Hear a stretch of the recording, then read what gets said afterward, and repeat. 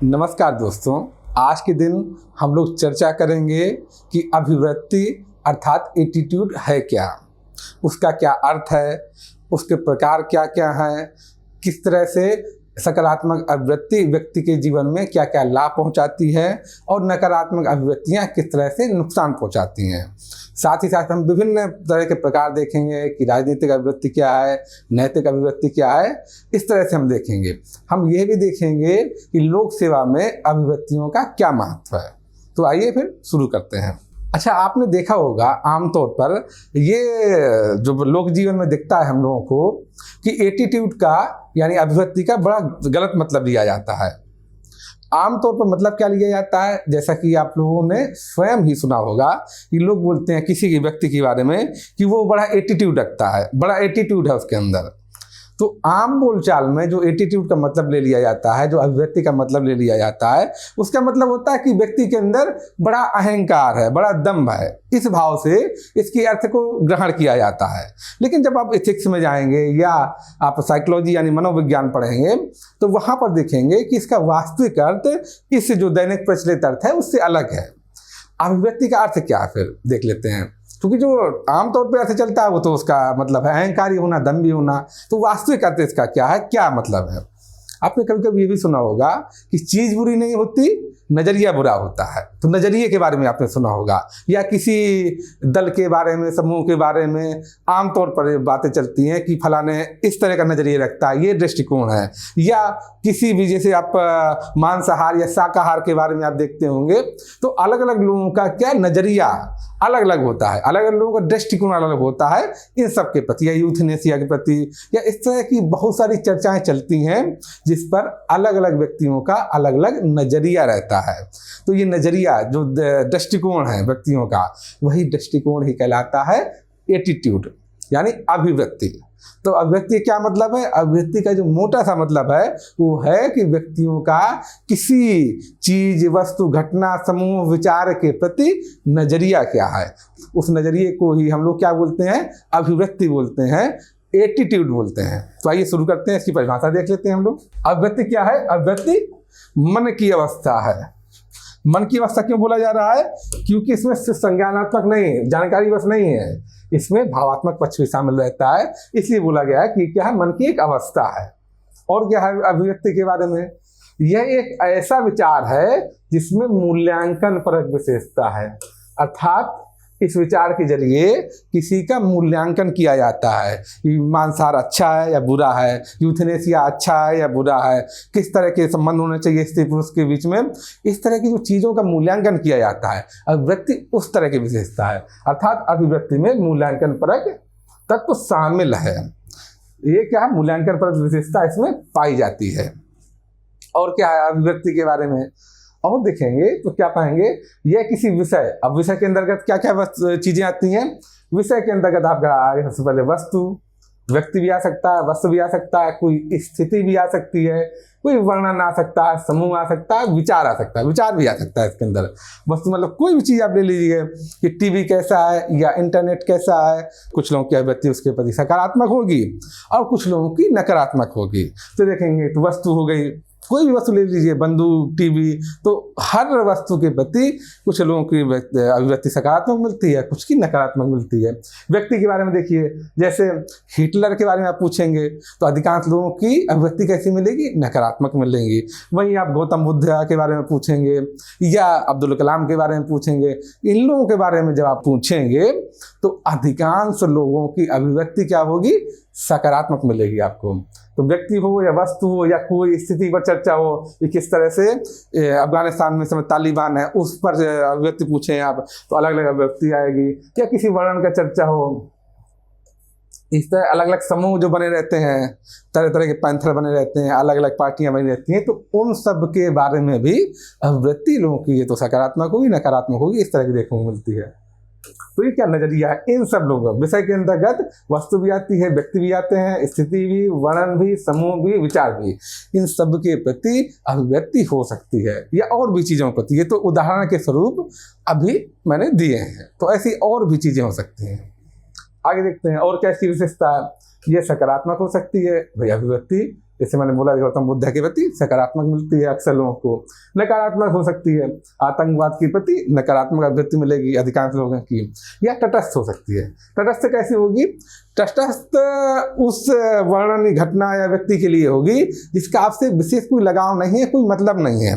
जैसे कि अफ्रीका के दो जनजातियों के बीच में कोई खेल हुआ, जिसमें कि जो अफ्रीकन खेल है उसमें से एक जनजाति जीत गई। अब ना तो उन जनजातियों के बारे में आप जान रहे हैं और ना ही खेल के बारे में आप जान रहे हैं, और ना आपकी रुचि है जानने में उनमें, तो इससे चूंकि आपको बहुत फर्क नहीं पड़ रहा है, तो वैसे केस में जब आप वो वर्णन सुनेंगे तो आपकी अभिव्यक्ति यानी एटीट्यूड क्या होगा? तटस्थ रहेगा, क्योंकि आपको मतलब ही नहीं है, उससे कुछ लेना देना ही नहीं है। तो वैसी स्थिति में आप देखेंगे कि अभिव्यक्ति क्या हो सकती है? तटस्थ भी हो सकती है। अब आगे देखते हैं, ये तो हुई उसकी क्या क्या विशेषताएं हैं। अभिव्यक्ति की संरचना कैसी है, क्या उसके अंग है, कौन कौन से उसके अंग हैं, कौन कौन से उसके घटक हैं, कंपोनेंट क्या है, ये हम लोग देख लेते हैं। अभिव्यक्ति के 3 घटक होते हैं। कौन कौन से? भावनात्मक पक्ष पहले तो हुआ, जिसको बोला जाता है अफेक्टिव। दूसरा बोल रहा है आपका, पहला होगा अफेक्टिव कंपोनेंट, दूसरा क्या होगा? क्रियात्मक पक्ष यानी बिहेवियरिकल कंपोनेंट। इसी को बोल दिया जाता है व्यवहारात्मक पक्ष।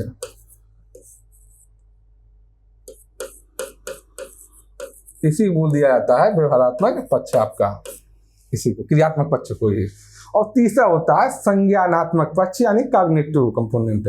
तो 3 इसके कंपोनेंट होते हैं, 3 घटक होते हैं, भावनात्मक, क्रियात्मक और संज्ञानात्मक। क्रियात्मक को ही व्यवहारात्मक बोलते हैं।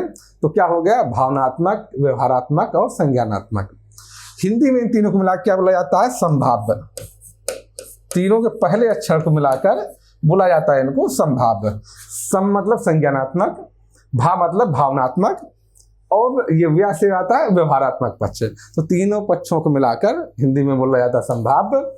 और अंग्रेजी में इनके आगे के अक्षर को मिलाकर, पहले अक्षर को मिलाकर क्या बोला जाता है? ABC पक्ष। ABC, क्योंकि A का मतलब है अफेक्टिव, B का मतलब है बिहेवियरिकल और C का मतलब कॉग्निटिव। तो ये 3 घटक होते हैं अभिव्यक्ति के।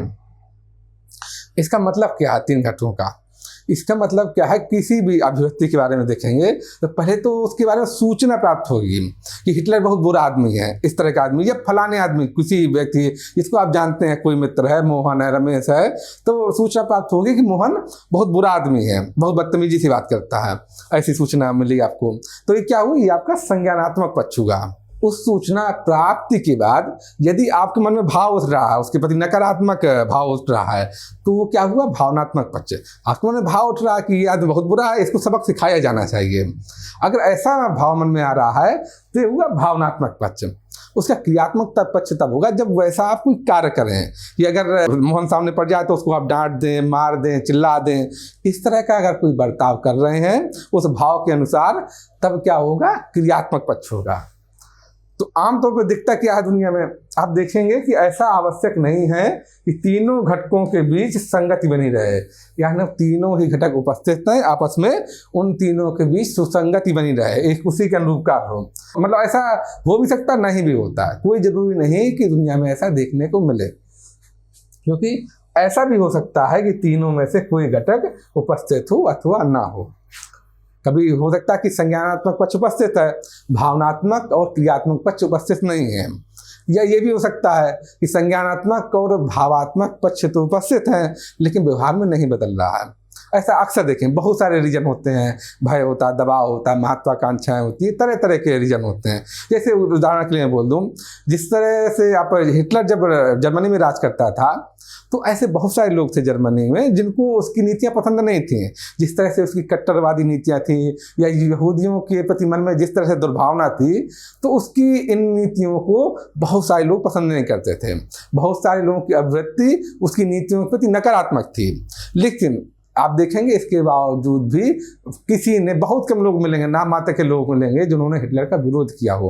प्रत्यक्ष रूप से लोगों ने उसका विरोध नहीं किया, यानी भावात्मक रूप से तो उन लोगों को लगता था कि इसकी नीतियां नकारात्मक हैं, लेकिन क्रियात्मक रूप में आप देखेंगे कि वह परिणत नहीं हो पाया।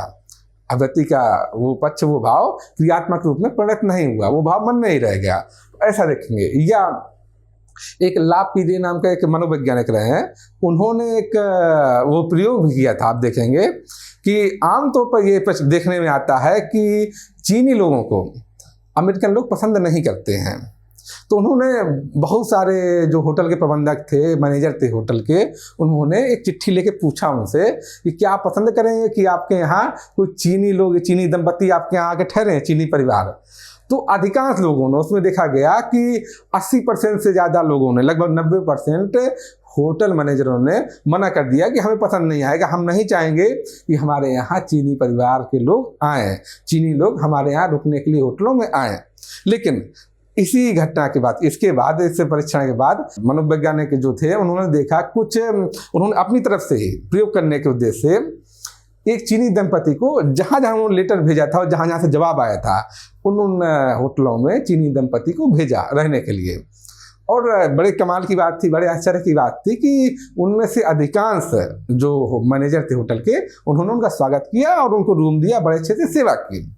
तो इससे क्या फर्क पता चलता है? इससे पता चलता है कि भावनात्मक रूप से भले वह चीनी लोगों को पसंद नहीं कर रहे थे, लेकिन जब व्यवहार में देखा गया तो उन्होंने चीनी जो दंपति आए थे उनका स्वागत किया, सत्कार किया और बड़े अच्छे से सेवा की। तो ऐसा कोई जरूरी नहीं है कि अगर संज्ञानात्मक और भावात्मक पक्ष मौजूद है तो वो क्रियात्मक पक्ष में भी बदले। तो ऐसे बहुत सारे उदाहरण आप देखेंगे कि तीनों के बीच सुसंगति हो, ऐसा आवश्यक नहीं है। कई बार आप लोग खुद दैनिक जीवन में देखते होंगे कि कोई नौकर है, वो मालिक को पसंद नहीं कर रहा, लेकिन नौकरी के दबाव में या अन्य दबाव में वो उसका विरोध नहीं करता कभी। ऐसा आप देखेंगे, ये अक्सर देखने में आता है। तो तीनों के बीच में हमेशा सुसंगति हो, ये कोई आवश्यक नहीं है। ये आवश्यक है तीनों में से एक पक्ष मौजूद हो, दोनों पक्ष मौजूद हो, या संभव है तीनों पक्ष भी मौजूद हो। ऐसा बहुत बार देखने में आता है, अक्सर देखने में आता है कि तीनों पक्ष भी मौजूद रहते हैं, अगर कोई भय, दबाव या प्रलोभन नहीं है तब। लेकिन ये भी संभव है कि तीनों से कोई पक्ष हो और कोई पक्ष नहीं हो। तो ऐसा देखने में आता है। अभिव्यक्ति की विशेषताएं क्या है, एटीट्यूड की विशेषताएं क्या है, ये देख लेते हैं। जो हमने सीखा उसको एक बार देख लो, वही दोबारा दोहराना है कि अभिव्यक्ति को आमतौर पर किया जाता है, सीखा जाता है। ये कोई जन्मजात विशेषता नहीं है। जैसे कि एप्टीट्यूड यानी अभिरुचि कैसी विशेषता, जन्मजात विशेषता है, उसको सीखा नहीं जाता। लेकिन एटीट्यूड को देखेंगे आप, अभिव्यक्ति को देखेंगे कि आमतौर पर क्या होती है, सीखी जाती है। कुछ बहुत मात्रा में आप देखेंगे 1-8% जो जन्मजात होती है। जैसे कि कुछ लोग इंट्रोवर्ट होते हैं, कुछ लोग एक्सट्रोवर्ट होते हैं, पसंद सबकी खाने के प्रति, म्यूजिक के प्रति अलग अलग होती है। तो 1-8% आप देखेंगे कि वो जन्मजात है। वरना अभिव्यक्ति यानी एटीट्यूड आमतौर पर क्या होता है, सीखने वाली चीज़ है। अभिव्यक्ति देख देख के या अन्य चीज़ों से सीखी जाती है। समाज में अभिव्यक्ति सीखी जाती है। और अभिव्यक्ति का जो निर्माण होता है वो आमतौर पर देखिए बचपन में ही लगभग 6 वर्ष की अवस्था तक हो जाता है। 6 वर्ष की अवस्था तक बच्चा देख देख के सीख जाता है। ऐसा आप देखेंगे 6 वर्ष की अवस्था तक अभिव्यक्तियों का निर्माण हो जाता है। आप भी पाएंगे अधिकांश अभिव्यक्तियों का। तो अभिव्यक्ति को क्या होता है, आमतौर पर सीखा जाता है। पहली विशेषता तो ये हुई। दूसरी क्या विशेषता हुई, अभिव्यक्ति में 3 घटक हैं। तीनों हमने पढ़े, संभाव्य, संज्ञानात्मक घटक, भावात्मक घटक और व्यवहारात्मक घटक। 3 घटक हैं इसके। तीसरी विशेषता क्या है, अभिव्यक्ति किसी विषय को लेकर ही होती है। अभिव्यक्ति किसी विषय में क्या क्या चीजें आएंगी, व्यक्ति भी आ सकती है, वस्तु आ सकता है, स्थिति, वर्णन, समूह, विचार, कुछ भी आ सकता है। लेकिन किसी विषय को लेकर होगी अभिव्यक्ति। किसी न किसी विषय, किसी न किसी चीज को लेकर होगी कि इसके प्रति क्या सकारात्मक रुचि है, नकारात्मक रुचि है, कैसी, मतलब क्या अभिव्यक्ति है व्यक्ति की, क्या एटीट्यूड है उसका। तो किसी न किसी विषय को लेकर होगी। अब विषय में जो 5-6 चीजें थी उनमें देखी, उसके अलावा भी चीजें हो सकती हैं। तो अभिव्यक्ति हमेशा किसी विषय को लेकर होगी, वैसे नहीं होगी हवा में हो, किसी न किसी विषय को लेकर ही होगी अभिव्यक्ति। और क्या विशेषता है अभिव्यक्ति की, देखते हैं कि यह आसानी से परिवर्तित नहीं होती है। अभिव्यक्ति एक बार जब बन जाती है तो इतनी आसानी से परिवर्तित नहीं होती। ये परिवर्तित तब होती है जब कोई विशेष तरफ से घटना घट जाए या कुछ ऐसा किया जाए, तभी कुछ विशेष युक्तियों द्वारा ही या कुछ विशेष घटनाओं के कारण इसमें परिवर्तन आ सकता है। वरना अभिव्यक्ति आमतौर पर परिवर्तित नहीं होती है। और क्या विशेषताएं हैं देख लेते हैं। विभिन्न अभिव्यक्तियों की तीव्रता भिन्न भिन्न होती है। विभिन्न अभिव्यक्तियों की तीव्रता भिन्न भिन्न होती है, जो विभिन्न कारकों पर निर्भर है। जैसे कई बार तो ऐसा भी देखने में आता है कि किसी व्यक्ति की खेल के प्रति अभिव्यक्ति तो सकारात्मक है, लेकिन क्रिकेट के प्रति अभिव्यक्ति क्या नकारात्मक है, ऐसा भी हो सकता है। तो वो तीव्रता पर या अन्य चीज़ों पर डिपेंड करता है कि फिर व्यक्ति किसको पसंद करेगा, क्रिकेट कितना पसंद करेगा, नहीं पसंद करेगा, ये चीज़ें देखी जाती हैं। तो विभिन्न अभिव्यक्तियों की तीव्रता भिन्न भिन्न होती है। एक ही व्यक्ति के पास अगर तरह तरह की अभिव्यक्तियाँ हैं तो तीव्रता उनकी अलग अलग होती है। अब व्यवहार में वो कैसा कार्य करेगा वो इस पर निर्भर करता है कि किस अभिव्यक्ति की तीव्रता ज़्यादा है और किसकी कम है। इसकी ज़्यादा होगी, व्यक्ति उसी तरह से निर्णय लेगा और उसी तरह से व्यवहार करेगा, अमल में वैसे ही चीज़ें आएंगी। इसलिए ये देखना पड़ता है कि अभिव्यक्तियों की तीव्रता अलग अलग होती हैं और किस अभिव्यक्ति की तीव्रता ज़्यादा है, इस पर ही उसका व्यवहार व्यक्ति का निर्भर करता है। और क्या, अभिव्यक्ति विश्वास तथा मूल्य से भिन्न है। अभिव्यक्ति विश्वास तथा मूल्य से भिन्न, अलग अलग चीजें हैं सब। आगे देखेंगे कैसे अभिव्यक्ति के प्रकार, फंक्शन क्या है अभिव्यक्ति के, क्या क्या कार्य करती है, किस तरह के कार्य करती है अभिव्यक्ति, इसको देख लेते हैं हम लोग जरा। अभिव्यक्ति वह पृष्ठभूमि तैयार करती है, आधारभूमि तैयार करती है, जिससे निर्णय लेने में सुविधा होती है। किसी कंडीशन में, किसी कैफियत में अगर हमें तुरंत डिसीजन लेना है, तुरंत निर्णय लेना है, तो हमारी अभिव्यक्तियाँ उसमें सहयोग करती हैं। जिस चीज़ के प्रति हमारी सकारात्मक अभिव्यक्ति होगी, हम उसके पक्ष में निर्णय लेते हैं हमेशा। इसलिए आपको किसी दुकान में गए, आपको दो चीज़ें दिखाई उसने, अब कौन सी चीज़ पसंद करनी है, तो ये आपकी अभिव्यक्ति पर निर्भर करता है। उसकी वजह से आप तुरंत निर्णय ले लेते हैं चीज़ों का। जैसे आपका दो टिकट दिए गए कि एक है क्रिकेट देखने के लिए, क्रिकेट मैच देखने के लिए, दूसरा है आपका वॉलीबॉल मैच देखने के लिए। तो आपकी अभिरुचि जिसके पर सकारात्मक होगी, आप तुरंत बोलेंगे कि नहीं मुझे ये देखना है। तो निर्णय लेने में क्या है, सुविधा प्रदान करती है अभिव्यक्ति। और क्या इसके कारण हैं, अभिव्यक्तियां हमें आसपास के संसार को समझने में मदद करती हैं। सकारात्मक अभिव्यक्तियां हमें कुछ लोगों की ओर जाने तथा अपने आदर्श व्यक्ति को पहचानने में मदद करती हैं। व्यक्ति का जैसा दृष्टिकोण होगा, उसी हिसाब से वह उस वर्ग या समूह या व्यक्ति के पास जाना पसंद करता है। जो व्यक्ति सामंतवादी हैं, रूढ़िवादी हैं, तो उनके आदर्श भी उसी तरह के व्यक्ति होंगे। वो उसी तरह के समूह और उसी तरह के व्यक्तियों के बीच जाना पसंद करेगा। जो लोग कट्टर हैं तो कट्टर नेताओं के पास जाना पसंद करेंगे, धार्मिक नेताओं के पास, या जो उस तरह के लोग हैं उनके पास जाना पसंद करेंगे। जो लोग उदार हैं तो वो उदार समूहों के पास या उदार नेताओं के पास जाना पसंद करेंगे। तो जैसी व्यक्ति की अभिव्यक्ति है, जैसा एटीट्यूड है, वो उसी तरह के लोगों के बीच में जाना और रहना पसंद करता है। तो अभिव्यक्ति से ये सुविधाएं होती हैं। हमें पता चल जाता है कि इस जो फलाने समूह है या फलाने नेता है वो इस तरह का है, इस अभिव्यक्ति का है, तो उसी हिसाब से पसंद करते हैं जाना कि वहाँ जाएं या ना जाएं। तो इसमें मदद मिलती है। और अभिव्यक्तियों के क्या प्रकार हैं, क्या फंक्शन है। अभिव्यक्तियाँ सामाजिक समूहों का वर्णन तथा निर्धारण करने में सहायता करती हैं। हम जिस सामाजिक और राजनीतिक समूह से संबंध रखते हैं, उनके प्रति अनुकूल व दूसरों के प्रति प्रतिकूल अभिव्यक्ति लिखते हैं। जैसे सामाजिक समूह का वर्णन और निर्धारण करने में मदद मिलती है कि फलाने समूह कैसा, वामपंथी है, दक्षिणपंथी है, गणतंत्रवादी है, लोकतंत्रवादी है, किस तरह का है आखिर, या सामंतवाद का समर्थक है, किस तरह का समर्थक है, किस तरह का है वो क्या एटीट्यूड दृष्टिकोण रखता है वो समूह, उस पर भी पता चलता है हमें। और हमारा दृष्टिकोण पता चलता है कि हम इस तरह की चीज़ें हमें पसंद है, उस तरह से हमें चयनित करने में समूहों को सुविधा मिलती है। और हम डिफाइन भी कर पाते हैं, हम विश्लेषित भी कर पाते हैं, बता पाते हैं कि फलाना समूह ऐसा है। तो हमें उसका विश्लेषण करने में, उसके वर्णन करने में भी सुविधा मिलती है कि फलाना समूह वामपंथी है, फलाना समूह दक्षिणपंथी है, फलाना समूह उदारवादी है, फलाना समूह मार्क्सवादी है, किस तरह का है, क्या है, ये हम बता सकते हैं। इससे पता चलता है। और जिस प्रति हमारी अभिव्यक्ति जैसी है, मान ली हमारी अभिव्यक्ति क्या है, उदारवादी है, तो हम उदारवादी समूह के प्रति सकारात्मक अभिव्यक्ति रखेंगे। उसके खिलाफ सामंतवादी या समाजवादी समूहों के खिलाफ हम नकारात्मक अभिव्यक्ति रखेंगे। या हमारा अगर दृष्टिकोण मार्क्सवादी है तो मार्क्सवादी या समाजवादी जो समूह हैं, विचारक हैं, उनके प्रति दृष्टिकोण कैसा एटीट्यूड रखेंगे, सकारात्मक एटीट्यूड रखेंगे। और इसके विपरीत जो है उनके प्रति समाजवादी हैं या पूंजीवादी हैं, उनके प्रति हमारा एटीट्यूड या अभिव्यक्ति कैसी होगी, नकारात्मक होगी। तो इस तरह से ये फायदा है इसके।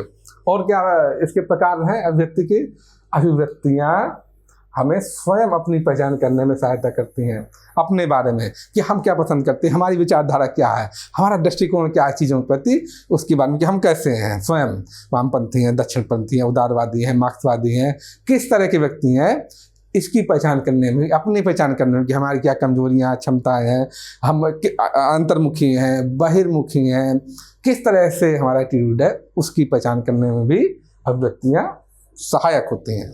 आगे और क्या प्रकार हैं अभिव्यक्ति के? यह सामाजिक अंतरक्रिया में सहायता करती हैं, दूसरों लोग से मिलने जुलने, बात करने में, समूह बनाने में, उस सब में यह सहायता करती हैं। समान अभिव्यक्तियों वाले लोग एक दूसरे की तरफ आकर्षित होते हैं। जिनका दृष्टिकोण समान होगा वो लोग एक दूसरे की तरफ आकर्षित होते हैं और समूह बनाते हैं, वो एक साथ रहना पसंद करते हैं। ऐसा आपने मित्र ऐसे ही बनते हैं, आपने स्वयं भी देखा होगा कि एक जैसे एटीट्यूड वाले लोग ही आपस में मित्र बनते हैं। मित्रों का समूह ऐसे ही बनता है, ये दैनिक जीवन में भी आपने देखा होगा।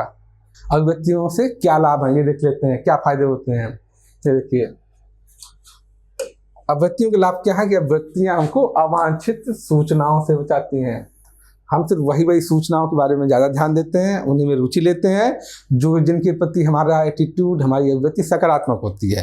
वरना हजारों लाखों की संख्या में सूचनाएं हमारे इर्द गिर्द मंडराती रहती हैं, लेकिन हम उन्हीं सूचनाओं की तरफ ध्यान देते हैं जिनके प्रति हमारी जो अभिव्यक्ति है वो सकारात्मक है। अगर हम क्रिकेट प्रेमी हैं तो हम क्रिकेट के प्रति जो सूचना आएंगे उस पर ध्यान देंगे, बाकी चीज़ों के प्रति हम ध्यान नहीं देंगे। अगर हमारा राजनीति में बड़ा मन लगता है, बड़ी रुचि है, तो हम राजनीतिक जो सूचनाएं आएंगी उस पर ध्यान देंगे, अन्य के प्रति उतना ध्यान नहीं देंगे। या हमारी मान लीजिए साहित्य में रुचि है, राजनीति में बिल्कुल रुचि नहीं है, तो फिर हम साहित्य के प्रति जो सूचनाएं आएंगी उन्हीं पर ज़्यादा ध्यान देंगे, उन्हीं पर फोकस करेंगे, उन्हीं, क्योंकि उनके प्रति हमारी अभिव्यक्ति सकारात्मक है। बाकी राजनीतिक या खेल के प्रति हम ध्यान नहीं देंगे उतना। तो इससे क्या मदद मिलती है हमको? इससे मदद मिलती है कि हमें अवांछित सूचनाओं से बचाव होता है, अभिव्यक्ति के फायदा है। दूसरा क्या फायदा है कि अपनी अभिव्यक्तियों के अनुसार जब हम कार्य करते हैं तो हमें आत्मिक सुख मिलता है, मन में शांति आती है, प्रसन्नता आती है कि यार हमने जो हमारी रुचि है, जो मूल व्यक्तित्व है उसके अनुसार हमने कार्य किया। जो हमारी अभिव्यक्ति है जिस क्षेत्र में, जब उसके अनुसार कार्य करते हैं तो हमें क्या होता है, आत्मिक सुख मिलता है, प्रसन्नता होती है, मन लगता है हमारा। तो अपनी अभिव्यक्तियों के अनुसार कार्य करके हमको खुशी मिलती है। जैसे अगर हमारी अभिव्यक्ति ऐसी है कि हाँ गरीब लोगों में दया करनी चाहिए, करुणा वाली अभिव्यक्ति है हमारी, करुणा के प्रति एटीट्यूड हमारा सकारात्मक है, तो हम क्या जब भी किसी की मदद करेंगे, किसी के लिए हमने हेल्प की और उससे उसको बड़ा फायदा हुआ, तब हमें क्या होगा, अंदर से खुशी मिलेगी। जब हम इस तरह का कार्य करेंगे जिससे कि गरीबों को फायदा हो, वंचित वर्गों को फायदा होगा, कि जैसे हम किसी भी संकट में गरीब लोगों के लिए कुछ बंटवा रहे हैं, खाना पीना या अन्य तरीके से उनकी मदद कर रहे हैं, उनके लिए घर बनवा रहे हैं, कुछ कर रहे हैं, इस तरह का जब भी हम कार्य करेंगे तो हमें आत्मिक रूप से सुख मिलेगा, खुशी मिलेगी, प्रसन्नता मिलेगी। आगे देखते हैं अगला बिंदु। समाज के अनुकूल होने पर अभिव्यक्तियां समाज की नज़रों में हमारा सम्मान बढ़ाती हैं। यदि अभिव्यक्ति समाज में जो परंपराएं हैं, जो नियम समाज ने बनाए हैं, जब हम उनके अनुसार कार्य करते हैं तो क्या है, समाज हमारी प्रशंसा करता है, तो समाज की नज़रों में हमारा क्या होता है, स्टेटस बढ़ता है, हमारी पहचान बढ़ती है, तो इससे हमें प्रसन्नता होती है। समाज के अनुकूल अगर हम कार्य करते हैं तो अभिव्यक्तियाँ समाज की नज़रों में हमारा सम्मान बढ़ाती हैं। और अभिव्यक्तियों से पता चलता है कि किसी घटना विशेष में किस तरह से कार्य करना है। ये भी अभिव्यक्तियों से ही, मान ली हमारी अभिव्यक्ति कैसी है, गरीबों पर दया करने वाली है, तो हमें पता कि अगर कहीं पर एक संकट आ गया, कोई व्यक्ति घायल हो गया है या इस तरह की कोई घटना आई है, कोई व्यक्ति कहीं पर आग लग गई है, तो हमें क्या करना, हमें पता है हमें गरीबों की मदद करनी है, किस किस तरह से मदद करनी है, क्या क्या हम कर सकते हैं, वो सब हम करेंगे, क्योंकि हमारी गरीबों के प्रति अभिव्यक्ति कैसी है, सकारात्मक है।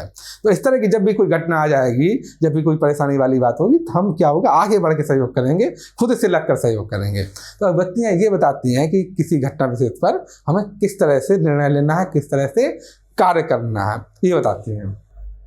अभिव्यक्ति किसी को प्रेरित करने की क्षमता रखती हैं, यथा कलाम साहब को देखकर प्रेरित होना। अगर कलाम साहब के प्रति किसी की रुचि सकारात्मक है, पॉजिटिव एटीट्यूड है बहुत अधिक, तो बहुत अधिक प्रेरित है उससे, तो वो व्यक्ति कलाम साहब की तरह ही बनने की कोशिश करेगा, उसी तरह की उसके अंदर राष्ट्रवाद, त्याग, या आप देखेंगे सामंजस्य, सहिष्णुता, विनम्रता, उस जैसे गुणों को धारण करने की कोशिश करेगा व्यक्ति, उन्हीं तरह बनने की कोशिश करेगा। तो क्या होती है, अभिव्यक्ति व्यक्ति को प्रेरित करने की क्षमता रखती है। और यही वजह है कि हम इस तरह के महापुरुषों के बारे में पढ़ते हैं, देखते हैं, जानते हैं, सीखते हैं, ताकि हमारी अभिव्यक्ति उनके प्रति सकारात्मक हो और हमको उनके व्यक्तित्व से प्रेरणा मिल सके और हम भी उन्हीं की तरह आचरण कर सकें, इसलिए हम लोग पढ़ते हैं इनको। सकारात्मक अभिव्यक्तियों से प्रशासन में क्या क्या लाभ है ये भी देखना जरूरी है, क्योंकि हम जो पढ़ रहे हैं वो सब लोक सेवा के लिए पढ़ रहे हैं, या आप लोग लोक सेवा में ही शामिल होना चाहते हैं, उसी के लिए पढ़ा जा रहा है, उसी के लिए जो एग्जाम पास करना है। तो हमें देखना जरूरी है कि सकारात्मक अभिव्यक्तियों से प्रशासन में क्या क्या लाभ है। तो आइए देख लेते हैं। इससे क्या होता है, संगठन का वातावरण सुधरता है। यदि जो कर्मचारी हैं वहाँ के, उनकी अगर जो संगठन की जो नीति है और संगठन के जो उद्देश्य हैं, जो नीतियां हैं, जो उद्देश्य हैं, उनके प्रति अगर सकारात्मक अभिव्यक्ति है तो क्या होगा, पूरी मेहनत पूरी लगन से कार्य करेंगे और आपस में कैसा उनके बीच में सामंजस्य होगा, क्योंकि सभी की अभिव्यक्ति उसके प्रति सकारात्मक है। कंपनी की या जो भी संगठन है, सरकारी हो गैर सरकारी हो, उस संगठन के प्रति अगर उसकी नीतियों के प्रति और उद्देश्य के प्रति अगर कर्मचारियों का एटीट्यूड या कर्मचारी की अभिव्यक्ति सकारात्मक है तो एक तो उनमें आपस में सामंजस्य होगा, क्योंकि सभी की अभिव्यक्ति सकारात्मक है। दूसरा, वो पूरी मेहनत और लगन के साथ पूरे समर्पण भाव के साथ कार्य करेंगे तो क्या होगा, संगठन का वातावरण बेहतर रहेगा, कार्य निष्पादन परफॉर्मेंस अच्छी आएगी, गुणवत्ता आएगी, और क्या आएगी, कर्मचारियों का हमेशा आत्मविश्वास बढ़ेगा। जब निष्पादन अच्छा होता है तो खुद ब खुद आत्मविश्वास बढ़ता है। और क्या होगा, लोग कार्य को बोझ नहीं बल्कि सेवा भाव से करते हैं। ऐसी स्थिति में समर्पण भाव से करते हैं। फिर लोग समय नहीं देखते, टाइम नहीं देखते, बल्कि पूरी लगन और निष्ठा के साथ काम करते हैं अपने संगठन के लिए। और से होता क्या है कि जब परफॉर्मेंस अच्छा रहेगा, उसका रिजल्ट अच्छा आएगा, तो जनता की संस्थान के प्रति निष्ठा बढ़ जाती है। क्या हो जाता है, निष्ठा बढ़ती है, विश्वास बढ़ता है उस संगठन के प्रति। और क्या होता है, फिर प्रशासन को जनता के प्रति प्रतिबद्धता उत्तरदायी बनाती है। चूंकि हम यहाँ पर किसके लिए पढ़ रहे थे, प्रशासन के लिए पढ़ रहे हैं, तो सारी चीजें प्रशासन पर लागू होंगी। इससे क्या होगा, प्रशासन का जो विभाग है उसका वातावरण सुधरेगा, कर्मचारियों के बीच में सामंजस्य रहेगा, सहिष्णुता रहेगी, सहभागिता की भावना रहेगी। और क्या होगा, उस विभाग का निष्पादन बेहतर होगा, परफॉर्मेंस अच्छा रहेगा, जनता की उस विभाग के प्रति, सरकार के प्रति, प्रशासन के प्रति क्या होगी, निष्ठा बढ़ेगी, विश्वास बढ़ेगा, और कर्मचारियों का आत्मविश्वास हमेशा बढ़ेगा। स्वस्थ अभिव्यक्तियां क्या, प्रेरणा, अन्य लोगों को भी उसको देखकर, दूसरे विभाग के लोगों को भी, दूसरी सरकारों को भी उसको देखकर प्रेरणा मिलेगी, वो भी वैसा ही करना चाहेंगे, क्योंकि प्रेरणा होती है। लोग काम को बोझ नहीं, फिर लोग समय नहीं देखेंगे आपके कर्मचारी, बल्कि सेवा भाव से कार्य करेंगे, समर्पण की भावना से काम करेंगे प्रशासन में। अब प्रशासन को जनता के प्रति प्रतिबद्धता बढ़ेगी, क्योंकि प्रशासन है किस लिए, प्रशासन का ग्राहक कौन है, उपभोक्ता कौन है, जनता है। तो जनता के प्रति समर्पण की भावना, प्रतिबद्धता की भावना, उत्तरदायित्व की भावना बढ़ती है। सकारात्मक अभिव्यक्तियों के व्यक्तिगत जीवन में, अभी हमने प्रशासन में लाभ देखे, अब जरा देख लेते हैं कि व्यक्तिगत जीवन में भी लाभ होते हैं। क्या क्या लाभ होते हैं, देखिए, व्यक्ति के अंदर आनंद, स्फूर्ति तथा मनोबल का सृजन होता है। अगर अभिव्यक्ति सकारात्मक है तो क्या होगा, व्यक्ति में आप खुद भी महसूस करेंगे कि प्रसन्नता रहेगी, प्रफुल्लता रहेगी, स्फूर्ति होगा, मनोबल का सृजन होता है, आत्मविश्वास बढ़ता है, अन्य लोगों के साथ उसका बेहतर समन्वय होता है, बेहतर तालमेल होता है, तालमेल अच्छा रहता है, समन्वय अच्छा रहता है, सहभागिता की भावना बढ़ती है, सहयोग की भावना बढ़ती है, ये देखेंगे, संवाद की भावना बढ़ती है, साझेपन की संस्कृति का विकास होता है, ऐसा आप पाएंगे, सहयोग का वातावरण बनता है। पारिवारिक संबंधों में भी त्याग की भावना आती है, भ्रातृत्व भाईचारे का विकास होता है। आप पारिवारिक संबंधों में देखेंगे, जब अभिव्यक्ति सकारात्मक है एक दूसरे के प्रति, तो एक दूसरे के प्रति क्या होगा, त्याग की भावना है कि हमेशा कि मैं दूसरे के लिए कितना ज़्यादा कर सकूं, भाईचारे की भावना आएगी। ये नहीं है भावना आएगी कि हम अकेली चीज़ों को हड़प लें, अकेले लाभ उठा लें, ऐसे भावना नहीं आएगी। शेयरिंग की भावना आएगी, सहयोग की भावना आएगी, सहकारिता की भावना आएगी, त्याग और बलिदान की भावना हमेशा रहेगी। अगर सकारात्मक एटीट्यूड है, सकारात्मक अभिव्यक्ति है लोगों की एक दूसरे के प्रति। और क्या होती है, संबंधों में विश्वास दृढ़ होता है, देखेंगे संबंध मजबूत बनते हैं, एक दूसरे के प्रति निष्ठा और विश्वास बढ़ता है, इससे क्या होता है, संबंध मजबूत बनते हैं। आप देखेंगे व्यक्तिगत जीवन में आप खूब महसूस करेंगे इस चीज़ों को कि अगर लोगों की एक दूसरे के प्रति सकारात्मक अभिव्यक्ति है तो किस तरह आपस में संबंध बेहतर रहेगा, एक दूसरे के प्रति निष्ठा और विश्वास रहेगा, सहयोग का वातावरण रहेगा, और लोग चाहेंगे कि हम दूसरे के प्रति कितना त्याग कर सकें, क्या हम दे दें कि उस सामने वाले को फायदा हो। तब ज़्यादा लाभ लेने की इच्छा नहीं होगी, बल्कि देने की इच्छा होगी। और जैसा कि आप जानते हैं कि जब भी किसी परिवार, समाज या देश में जब लोगों के अंदर त्याग की भावना बढ़ने लगती है, देने की भावना बढ़ने लगती है, तो वह परिवार, समाज तथा देश क्या करता है? उन्नति करता है। और जब लोगों के अंदर लेने की भावना, हमेशा लाभ उठाने की भावना आने लगती है, तो वैसी स्थिति में परिवार, देश और समाज क्या होता है? पतन की तरफ जाता है हमेशा। राजनीति में सकारात्मक अभिव्यक्तियों के क्या लाभ हैं, ये देख लेते हैं। अभी हमने क्या देखा? प्रशासन में, फिर देखा व्यक्तिगत जीवन में, और अब देख लेते हैं कि राजनीति में सकारात्मक अभिव्यक्तियों के क्या क्या लाभ होते हैं। देखते हैं, नेता तथा पार्टी की जनता के प्रति सकारात्मक अभिव्यक्ति होने पर, अगर नेता और जो पार्टी है जनता के प्रति समर्पण भाव है, सकारात्मक अभिव्यक्ति है, तो क्या होगा? लोक कल्याणकारी राज्य की संकल्पना आएगी। वो हमेशा जनता के हित की बात में सोचेंगे। लोक कल्याणकारी राज्य की संकल्पना आएगी। और क्या होगा? बदले में जब ये लोग, नेता और पार्टी ऐसा सोचते हैं, सकारात्मक अभिव्यक्ति रखते हैं, लोक कल्याण का भाव रखते हैं, समर्पण की भावना है, सेवा की भावना है जनता के प्रति, तो बदले में क्या होगा? जनता की नेता तथा पार्टी के प्रति निष्ठा बढ़ेगी और विश्वास बढ़ेगा। हमेशा बदले में जनता भी सहयोग करेगी, जनता भी उसी पक्ष में वोटिंग करती है, मतदान करती है, क्योंकि जनता की नेता और पार्टी के प्रति निष्ठा बढ़ती है और विश्वास बढ़ता है। और क्या होता है? जन समर्पण तथा वंचित वर्गों के प्रति करुणा का भाव बढ़ता है। अगर नेता तथा पार्टी की सकारात्मक अभिव्यक्ति है जनता के प्रति, तो हमेशा जनता के प्रति समर्पण का भाव होगा, वंचित वर्गों के प्रति करुणा का भाव होगा। ये सब भाव खुद ब खुद आते हैं, खुद ब खुद निकल के सामने आते हैं। और हमेशा पार्टी और जनता इन्हीं के बारे में सोचती है, इन्हीं की बेहतरी के लिए कार्य करती है। आगे क्या होता है? जब नेता तथा पार्टी, जो शासन में पार्टी है, सत्ता में है, उसकी ऐसा एटीट्यूड होगा, ऐसी अभिव्यक्ति होगी, तो शासन और प्रशासन में भी जवाबदेही बढ़ जाएगी, वंचित वर्गों के प्रति प्रतिबद्धता खुद ब खुद बढ़ जाएगी जनता के प्रति। ऐसा आप देखेंगे, क्योंकि जब सत्तारूढ़ पार्टी वैसा चाह रही है, तो खुद ब खुद शासन प्रशासन में वो चीज़ दिखेगी, खुद झलकेगी। स्वयं शासन और प्रशासन में जवाबदेही तथा प्रतिबद्धता बढ़ जाएगी जनता के प्रति, वंचित वर्गों के प्रति। अच्छा, आप देखते हैं कि भारतीय समाज में किस तरह से सकारात्मक तथा नकारात्मक अभिव्यक्तियां विद्यमान हैं। कौन सी सकारात्मक अभिव्यक्तियां, कौन सी नकारात्मक अभिव्यक्तियां जो प्रचलित हैं, किस किस की प्रति। जैसे सकारात्मक अभिव्यक्तियों में देख लेते हैं, एक तो भारत में जो ये भावना कही जाती है, अतिथि देव भव वाली भावना, अतिथि के प्रति सत्कार की भावना, कि अतिथि कैसा है? देवता के समान है। ये वाली भावना जो मौजूद है, ये बड़ी सकारात्मक भावना है। और क्या? वृद्धों की सेवा तथा सम्मान की भावना। आपने हमेशा श्रवण कुमार वाली कहानियां सुनी होंगी, पढ़ी होंगी। ये सब इसी तरह का मूल्य विकसित करने के लिए होती हैं। तो वृद्धों के प्रति सेवा तथा सम्मान की भावना आप देखेंगे, यह भारत में विद्यमान है, जो कि एक सकारात्मक अभिव्यक्ति है। और क्या? संयुक्त परिवार की भावना, ये देखेंगे। संयुक्त परिवार के लाभ क्या होते हैं? कि व्यक्ति के अंदर कुंठा, डिप्रेशन, इस तरह की चीज़ें नहीं आती हैं। अब मुसीबत में पूरा परिवार सहयोग करता है एक दूसरे का, एक दूसरे के प्रति जो सहभागिता की भावना होती है, सहयोग की भावना होती है, सामाजिकता की भावना होती है, एक दूसरे के प्रति त्याग की भावना होती है, वो सब संयुक्त परिवार में वो सब मूल्य मिलते हैं। इस तरह जो सामाजिकता की भावना हमारे यहाँ पाई जाती है कि लोग एक दूसरे का सुख दुख में ख्याल रखते हैं। जब मोहल्ले पड़ोस में देख लीजिए, शहर में देख लीजिए, एक दूसरे का लोग बड़ा ध्यान रखते हैं, बड़ा ख्याल करते हैं। और सामाजिक हैं, लोग आपस में सुख दुख बांटते हैं, साथ में बैठते हैं, साथ में खाते पीते हैं। तो ये सामाजिकता की भावना आपको भारतीय समाज में दिखाई पड़ती है। और क्या? सकारात्मक अभिव्यक्ति है। पर्यावरण का महत्व बहुत अधिक है हमारे यहाँ, और पर्यावरण को बड़ा मतलब महत्व दिया गया है। धार्मिक रूप से भी बहुत महत्व दिया गया है, नैतिक रूप से भी। आप देखेंगे कि पेड़ों तथा पशुओं को बड़ा पूजनीय माना गया है। हमेशा आप देखेंगे गाय को रोटी खिलाई जाती है, कुत्ते को भी खाने को दिया जाता है। हमेशा आप देखेंगे बंदरों को खाना खिलाया जाता है।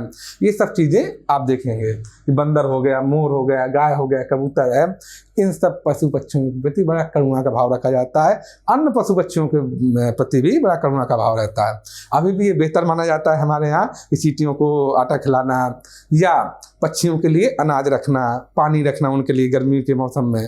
तो ये सब चीज़ें भारतीय समाज में पाई जाती हैं। भारतीय समाज में इन सब चीज़ों के प्रति बड़ी सकारात्मक अभिव्यक्ति आप देखेंगे कि पशु पक्षियों को लिए और पर्यावरण के लिए।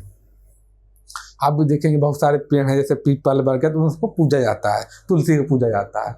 तो इस तरह पर्यावरण के प्रति बड़ी सकारात्मक अभिव्यक्ति है। कई आदिवासी समाज में तो देवस्थानों की परंपरा मिलेगी। इस तरह की और बहुत सारे अपनी उनकी स्थानीय परंपराएं हैं जहाँ पर पर्यावरण का और पशु पक्षियों का अत्यधिक महत्व है, आप देखेंगे पाएंगे।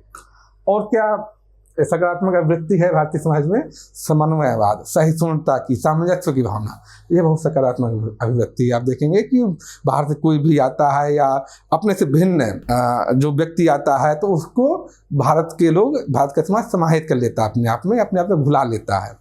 तो ये जो समन्वयवाद की भावना है, ये बड़ी सकारात्मक भावना है, सकारात्मक अभिव्यक्ति है भारतीय समाज की। ये देखिए समन्वयवाद का ही प्रतीक है, दिख रहा है, आप देखेंगे कि अलग अलग धर्मों के लोग खड़े हैं। ये देखिए जो बड़ों का सम्मान करने की भावना है, ये देखेंगे, ये दिखाई दे रहा है। तो जिस तरह से बहुत सारी सकारात्मक अभिव्यक्तियां हमारे समाज में है, भारतीय समाज में, उसी तरह से आप पाएंगे कि बहुत सारी नकारात्मक अभिव्यक्तियां भी हमारे समाज में पाई जाती हैं। जैसे कौन कौन सी हैं? अच्छा, ये प्रचलित भी हैं, धूमधाम से प्रचलित है, हम रोजमर्रा की जिंदगी में देखते हैं। इस तरह की इतनी बुरी नकारात्मक प्रवृत्तियां हमारे दैनिक जीवन में रोज ही दिखाई पड़ती हैं। जैसे पितृसत्तात्मकता, आप देखेंगे कि घरों में भी पाएंगे कि माता के बजाय पिता का निर्णय लेने में पिता का हाथ ज़्यादा रहता है। अंत में पिता की ही बात मानी जाती है, माता की बात पर उतना ध्यान नहीं दिया जाता। तो ये पितृसत्तात्मकता कहलाती है कि स्त्री के बजाय पुरुष ही हमेशा निर्णय लें, निर्णय में भागीदारी स्त्री की नहीं हो। तो इस तरह की जो ढांचा होता है तो वो कहलाता है पितृसत्तात्मकता। तो ये पितृसत्तात्मकता की भावना आप देखेंगे कि भारतीय समाज में खूब विद्यमान है। स्त्रियों को पिता की संपत्ति में भी हिस्सेदारी नहीं दी जाती। अगर किसी के 4 बेटे हैं और 2 बेटियां हैं तो सिर्फ 4 बेटों में ही संपत्ति का बंटवारा होता है, 2 बेटियों को हिस्सा नहीं दिया जाता। तो ये भी एक नकारात्मक अभिव्यक्ति है। ये पितृसत्तात्मकता के कारण है जो भारतीय समाज में विराजमान है कि निर्णय लेने में स्त्रियों की भागीदारी नगण्य रहती है। आगे दूसरी जो बहुत ही नकारात्मक अभिव्यक्ति है वो है दहेज प्रथा। ये आप देखेंगे कि धूमधाम से समाज में प्रचलित है, जबकि बहुत ही नकारात्मक अभिव्यक्ति है ये। तो दहेज प्रथा, इसके पीछे कितनी हत्याएं हैं और क्या क्या नहीं होता। अक्सर अखबारों में दहेज हत्या और क्या क्या पढ़ेंगे। भारत सरकार ने इसके खिलाफ कठोर कानून भी बना रखा है, लेकिन इसके बावजूद भी ये जो कुप्रथा है बराबर प्रचलित है, ऐसा पाएंगे, देखेंगे। और जैसे सामंतवादी मूल, अभिजात्यता, परिवारवाद, स्त्री शोषण, बाल विवाह, इस तरह की जो चीज़ें हैं आप देखेंगे ये भी हमारे यहाँ प्रचलित हैं। अभी भी सामंतवादी मूल का मतलब है वैसा दृष्टिकोण जो निर्णय लेने में लोकतांत्रिकता न रखता हो, सहभागिता न रखता हो, जहाँ सिर्फ एक व्यक्ति ही अपनी मर्जी से मनचाहा निर्णय दे देता हो बाकियों के लिए। जिन लोगों के लिए निर्णय लिया जा रहा हो उन लोगों की निर्णय में कोई भागीदारी ना हो, इसको कहा जाता है सामंतवाद। तो वैसा दृष्टिकोण आपको खूब मिलेगा भारतीय समाज में। परिवारवाद भी खूब मिलेगा, भाई भतीजावाद, कि किस तरह से अपने नातेदारों का और भाई भतीजों का किसी भी निर्णय लेने में फेवर करना, पक्ष लेना, अनुचित लाभ दिखाना, इसको बोला जाता है परिवारवाद या भाई भतीजावाद। इस तरह स्त्री शोषण आपको खूब मिलेगा, शारीरिक भी, मानसिक भी, यौन शोषण, हर तरीके से स्त्री शोषण आपको मिलेगा। बाल विवाह मिलेगा, अभिजात्यवाद मिलेगा, ये सब चीज़ें मिलेंगी। ऑनर किलिंग, कि सेम गोत्र में शादी होने पर या अलग अलग अंतर जाति विवाह होने पर जो हत्याएं की जाती हैं वो ऑनर किलिंग कहलाती हैं। तो ये भी आप अखबारों में बराबर पढ़ते रहते होंगे। ये भी एक धब्बा है इस तरह से हम लोगों की समाज पर। जातिवाद अभी भी कट्टर रूप में मिलेगा आपको, हालांकि पहले की तुलना में कम हुआ है, लेकिन अभी भी मौजूद है और नए नए रूप ले रहा है। राजनीति में भी किस तरह से प्रवेश कर चुका है ये आप देखेंगे। जातिवाद हमारे समाज का सत्य है और आज भी विद्यमान है। ये भ्रष्टाचार को स्वीकृति, किसी भी भ्रष्टाचारी को बुरी नज़र से नहीं देखा जाता। ऐसा कभी नहीं देखा होगा आपने कि किसी भ्रष्टाचारी का किसी पंचायत ने हुक्का पानी बंद किया हो। इसके बजाय क्या अक्सर सुना होगा कि उसने दूसरी जाति में शादी कर ली इसलिए हुक्का पानी बंद हुआ। तो भ्रष्टाचार को क्या है, सामाजिक स्वीकृति प्राप्त है। भ्रष्टाचारी व्यक्ति को लोग बुरा नहीं मानते हैं, तो भ्रष्टाचारी को क्या है, एक सामाजिक स्वीकृति प्राप्त है। इसीलिए भले भ्रष्टाचार और दहेज ये सब प्रथाएं कानूनी रूप से अवैध हैं, गैर कानूनी हैं, लेकिन इनको सामाजिक स्वीकृति प्राप्त है, इसलिए ये समाज में चल रही है, धूमधाम से चल रही है। तो ऐसा आप पाएंगे, ऐसा आप देखेंगे। अंधविश्वास भी, अभी भी अंधविश्वास को आप देखेंगे कि बहुत सारे बुद्धिजीवी की हत्या इसलिए कर दी गई क्योंकि वो अंधविश्वास का विरोध कर रहे थे। आप गोविंद प्रसाद, कलबुर्गी या कई ऐसे जो बुद्धिजीवी थे वो सब आप देखेंगे कि उनकी हत्या सिर्फ इसलिए कर दी गई थी क्योंकि उन्होंने अंधविश्वासों का विरोध किया था। या बहुत सारी जगह आपने देखेंगे डायन का खेल, लोगों को मार डालना, औरतों को मार डालना, या औरतों के खिलाफ तरह तरह के आप देखेंगे अंधविश्वास प्रचलित है समाज में। विधवा के लिए जैसे कि किसी भी शुभ अवसर पर विधवा को नहीं बुलाया जाता, इस तरह के अंधविश्वास आपको खूब मिलेंगे भारतीय समाज में देखते हैं, जो कि भारतीय समाज के लिए क्या है, एक दब्बा। ये देखिए दहेज, ये देखिए वही दहेज हत्या, इस तरह की चीज़ें हैं। अभिव्यक्तियों से अब देखते हैं हानियाँ क्या क्या होती हैं, क्योंकि अभिव्यक्तियों से निर्माण पहले ही हो जाता है, बचपन में हो जाता है। तो जो अभिव्यक्तियाँ कैसी बनी होती हैं, अभिव्यक्तियाँ हमेशा आप देखेंगे कि समाज का जो सबल पक्ष है, सशक्त पक्ष है, उसके फेवर में बनी होती हैं, उसके फायदे में बनी होती हैं, और हमेशा जो गरीब पक्ष है, वंचित वर्ग है, उसके विरोध में होते हैं।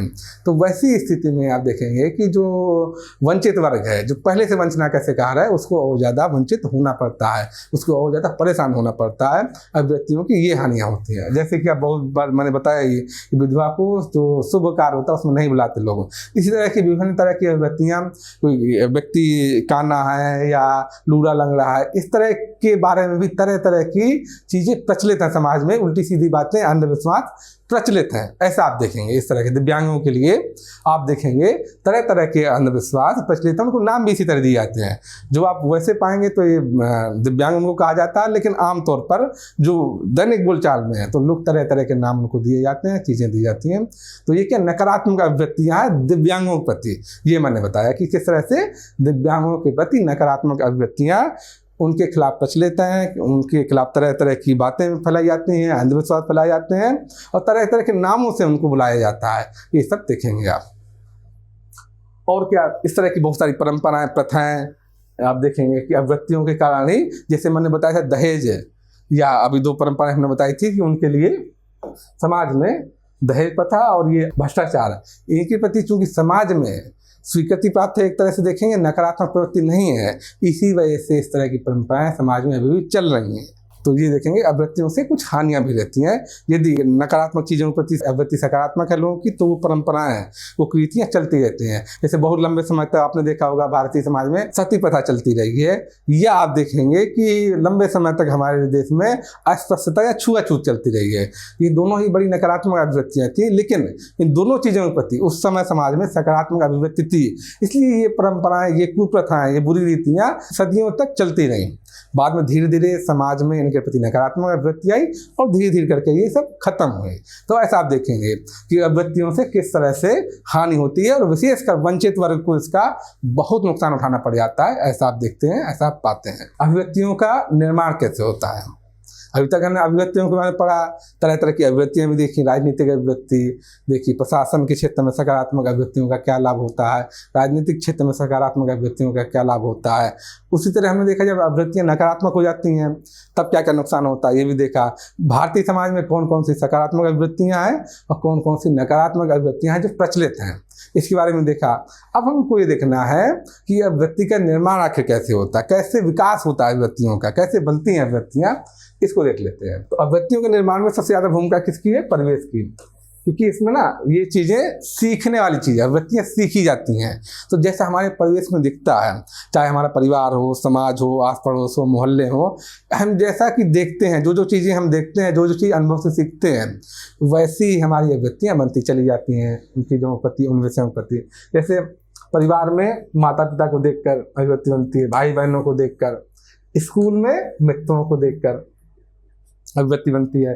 फास्ट फूड के लिए अगर आप देखेंगे कि कॉलेज में या एक उम्र में लोगों में क्या सकारात्मक बड़ी अभिव्यक्ति होती है, उससे लोग खा खा के फास्ट फूड अपना स्वास्थ्य खराब कर लेते हैं, लेकिन चूंकि सकारात्मक अभिव्यक्ति है लोग खाने से मानते नहीं हैं। तो देखेंगे स्कूल में मित्रों को देखकर, या इस तरह की बहुत सारी अभिव्यक्तियाँ आपको मिलेंगी। मोहल्ले में मित्र मंडली को एक गैंगेज होता है, जो गैंग बन जाता है सेम एज ग्रुप के बच्चों का, तो आपस में जिस तरह से उनका इंटरेक्शन होता है तो उस हिसाब से बहुत सारी अभिव्यक्तियों का निर्माण होता है, आप देखते होंगे। या आजकल टीवी और मीडिया को देखकर भी जिस तरह से इंटरनेट और टीवी के जरिए सूचनाएं प्राप्त होती हैं बच्चों को, उससे भी अभिव्यक्ति निर्माण बड़ी तेजी से होता है। अभिव्यक्ति निर्माण में इसकी बहुत भूमिका है, इंटरनेट की और टीवी की। क्योंकि आजकल ज़्यादातर समय लोग इसमें दिखाते हैं, छोटे छोटे बच्चों के हाथ में आप वर्तमान में देखेंगे मोबाइल पकड़ा दिया जाता है। कई बार बच्चे खाना नहीं खाते तो उनको बहलाने के लिए भी मोबाइल दे देते हैं लोग। तो उस मोबाइल से वो इतनी असंख्य सूचनाएं प्राप्त करते हैं और उसी हिसाब से जिस तरह की सूचनाएं प्राप्त करते हैं उसी हिसाब से उनकी अभिव्यक्ति भी बनती चली जाती है। ये आप देखेंगे। उदाहरण के लिए इसे पर्यावरण, यातायात नियम पालन, इन सब के प्रति जैसा माता पिता या बाकी लोग सोचते होंगे, देखते होंगे, उसी तरह की अभिव्यक्ति लोगों में पाई जाती है। उस तरह की अभिव्यक्ति मिलती है। पर्यावरण संरक्षण पर ध्यान दिया जाना चाहिए या नहीं दिया जाना चाहिए, कितना ध्यान देना चाहिए। जैसा परिवेश की अभिव्यक्ति होगी, जैसी माता पिता की अभिव्यक्ति होगी, जैसी मित्रों की होगी, बाकी लोगों की होगी, वैसे ही अभिव्यक्ति बच्चे के अंदर भी पाई जाएगी। ऐसा आप देखेंगे। तो ये है कि किस तरह सीखा जाता है। स्कूल कॉलेज में बच्चों को जो सिखाया जाता है, सीखते हैं बच्चे आपस में मित्र मंडली में सीखते हैं, या टीवी के जरिए, इंटरनेट के जरिए किस तरह सीखते हैं, ये आप देखेंगे। या सबसे ज़्यादा जरूरी जो परिवार में बच्चे किस तरह से अपने माता पिता भाई बहनों से कैसे कैसे सीखते हैं, सबसे ज़्यादा इसी का प्रभाव पड़ता है। आप देखेंगे आजकल खैर इसका भी प्रभाव बहुत पड़ रहा है। टीवी और मीडिया यानी इंटरनेट का प्रभाव भी बहुत ज़्यादा है बच्चों में, क्योंकि समाजीकरण की प्रक्रिया में सबसे ज़्यादा योगदान आजकल इंटरनेट निभा रहा है। इंटरनेट में असंख्य सूचनाएं पड़ी हैं। अब बच्चों को पता भी नहीं होता कि कौन सी सूचना ग्रहण करनी है और कौन सी नहीं ग्रहण करनी है। तो ऐसे में इसका कई बार दुष्परिणाम भी आप देखते होंगे सामने आते हैं। कई बार नकारात्मक प्रवृत्तियाँ भी बच्चों के मन में घर कर जाती हैं। आगे देखते हैं और कैसे कैसे होता है अभिव्यक्तियों का निर्माण। पहली चीज़ तो हमने देखी थी कि परिवेश को देखकर, परिवेश के जरिए होता है। और कैसे होता है देख लेते हैं। विभिन्न स्रोतों से प्राप्त सूचनाओं द्वारा, जैसे कि बताया मैंने, इंटरनेट हो गया, मैगजीन हो गई, पत्र पत्रिकाएं, अखबार, मीडिया में सोशल मीडिया भी आता है, प्रिंट मीडिया भी आता है और टीवी वाला मीडिया भी आता है। तरह तरह से जो वीडियो मीडिया है, ऑडियो मीडिया, प्रिंट मीडिया और आपका सोशल मीडिया। आजकल सोशल मीडिया के भी बड़ा योगदान है लोग समाजीकरण में, लोगों की अभिव्यक्तियों के निर्माण में, लोगों के एटीट्यूड के निर्माण में और परिवर्तन में भी सोशल मीडिया का बड़ा योगदान आ रहा है। और उसमें भी कई बार आप देखेंगे कि फोटोशॉप करके इस तरह की बातें फैलाई जाती हैं, दिग्भ्रमित किया जाता है लोगों को, युवाओं को, बच्चों को, कि उससे भी कई बार अभिव्यक्तियाँ बड़ी नकारात्मक आ जाती हैं। ऐसा भी आप देखेंगे। तो ये होगा। तीसरा चीज क्या है, दंड तथा पुरस्कार की नीति द्वारा भी, इस नीति का प्रयोग करके भी अभिव्यक्तियों का निर्माण किया जाता है। कैसे, जो कर, मान ली कोई बच्चा क्लास में फर्स्ट आया तो घर वालों ने, उसके माता पिता ने उसके लिए गिफ्ट दिए, उसकी मर्जी, बोले, उसे पूछा कि भाई तुम क्या चाहते हो, क्या तुम्हें गिफ्ट में चाहिए, कहीं घूमना चाहते हो या कुछ अन्य चीज चाहते हो, तो उसकी मन की बात हुई।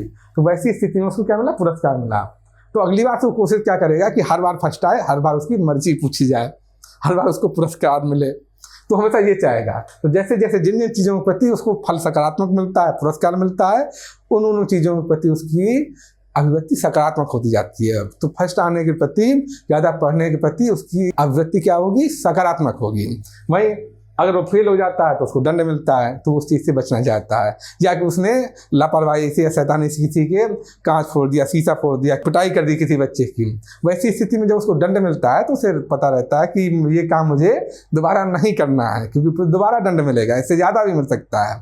इसलिए उसके प्रति नकारात्मक उसकी अभिव्यक्ति डेवलप होगी। तो दंड तथा पुरस्कार की नीति द्वारा भी अभिव्यक्तियों का निर्माण किया जाता है। और कैसे, दूसरों से बातचीत करते हैं। जब दूसरों से हम बातचीत करते हैं तो हम नई नई सूचनाएं प्रदान होती हैं, नई नई सूचनाएं मिलती हैं, नई नई जानकारियां मिलती हैं। और उन जानकारियों के आधार पर भी हमारा अभिव्यक्ति परिवर्तन भी होता है और नई नई अभिव्यक्तियों का निर्माण भी होता है। ये आप देखेंगे। सांस्कृतिक कारक ये भी बहुत महत्वपूर्ण है। कैसे कि मान लीजिए सांस्कृतिक कारक में जो व्यक्ति जिस संस्कृति से आता है उसी वजह से उसकी कुछ कुछ चीज़ों के प्रति अभिव्यक्ति खुद ब खुद बनती है। जैसे जो लोग जैन हैं तो उनकी मांसाहार के प्रति अभिव्यक्ति कैसी होगी, मांसाहार के प्रति अभिव्यक्ति यानी एटीट्यूड हमेशा निगेटिव होगा। उनका एटीट्यूड हमेशा शाकाहार के प्रति, वेजिटेरियन के प्रति सकारात्मक होगा। ऐसा आप देखेंगे, ऐसा आप पाएंगे।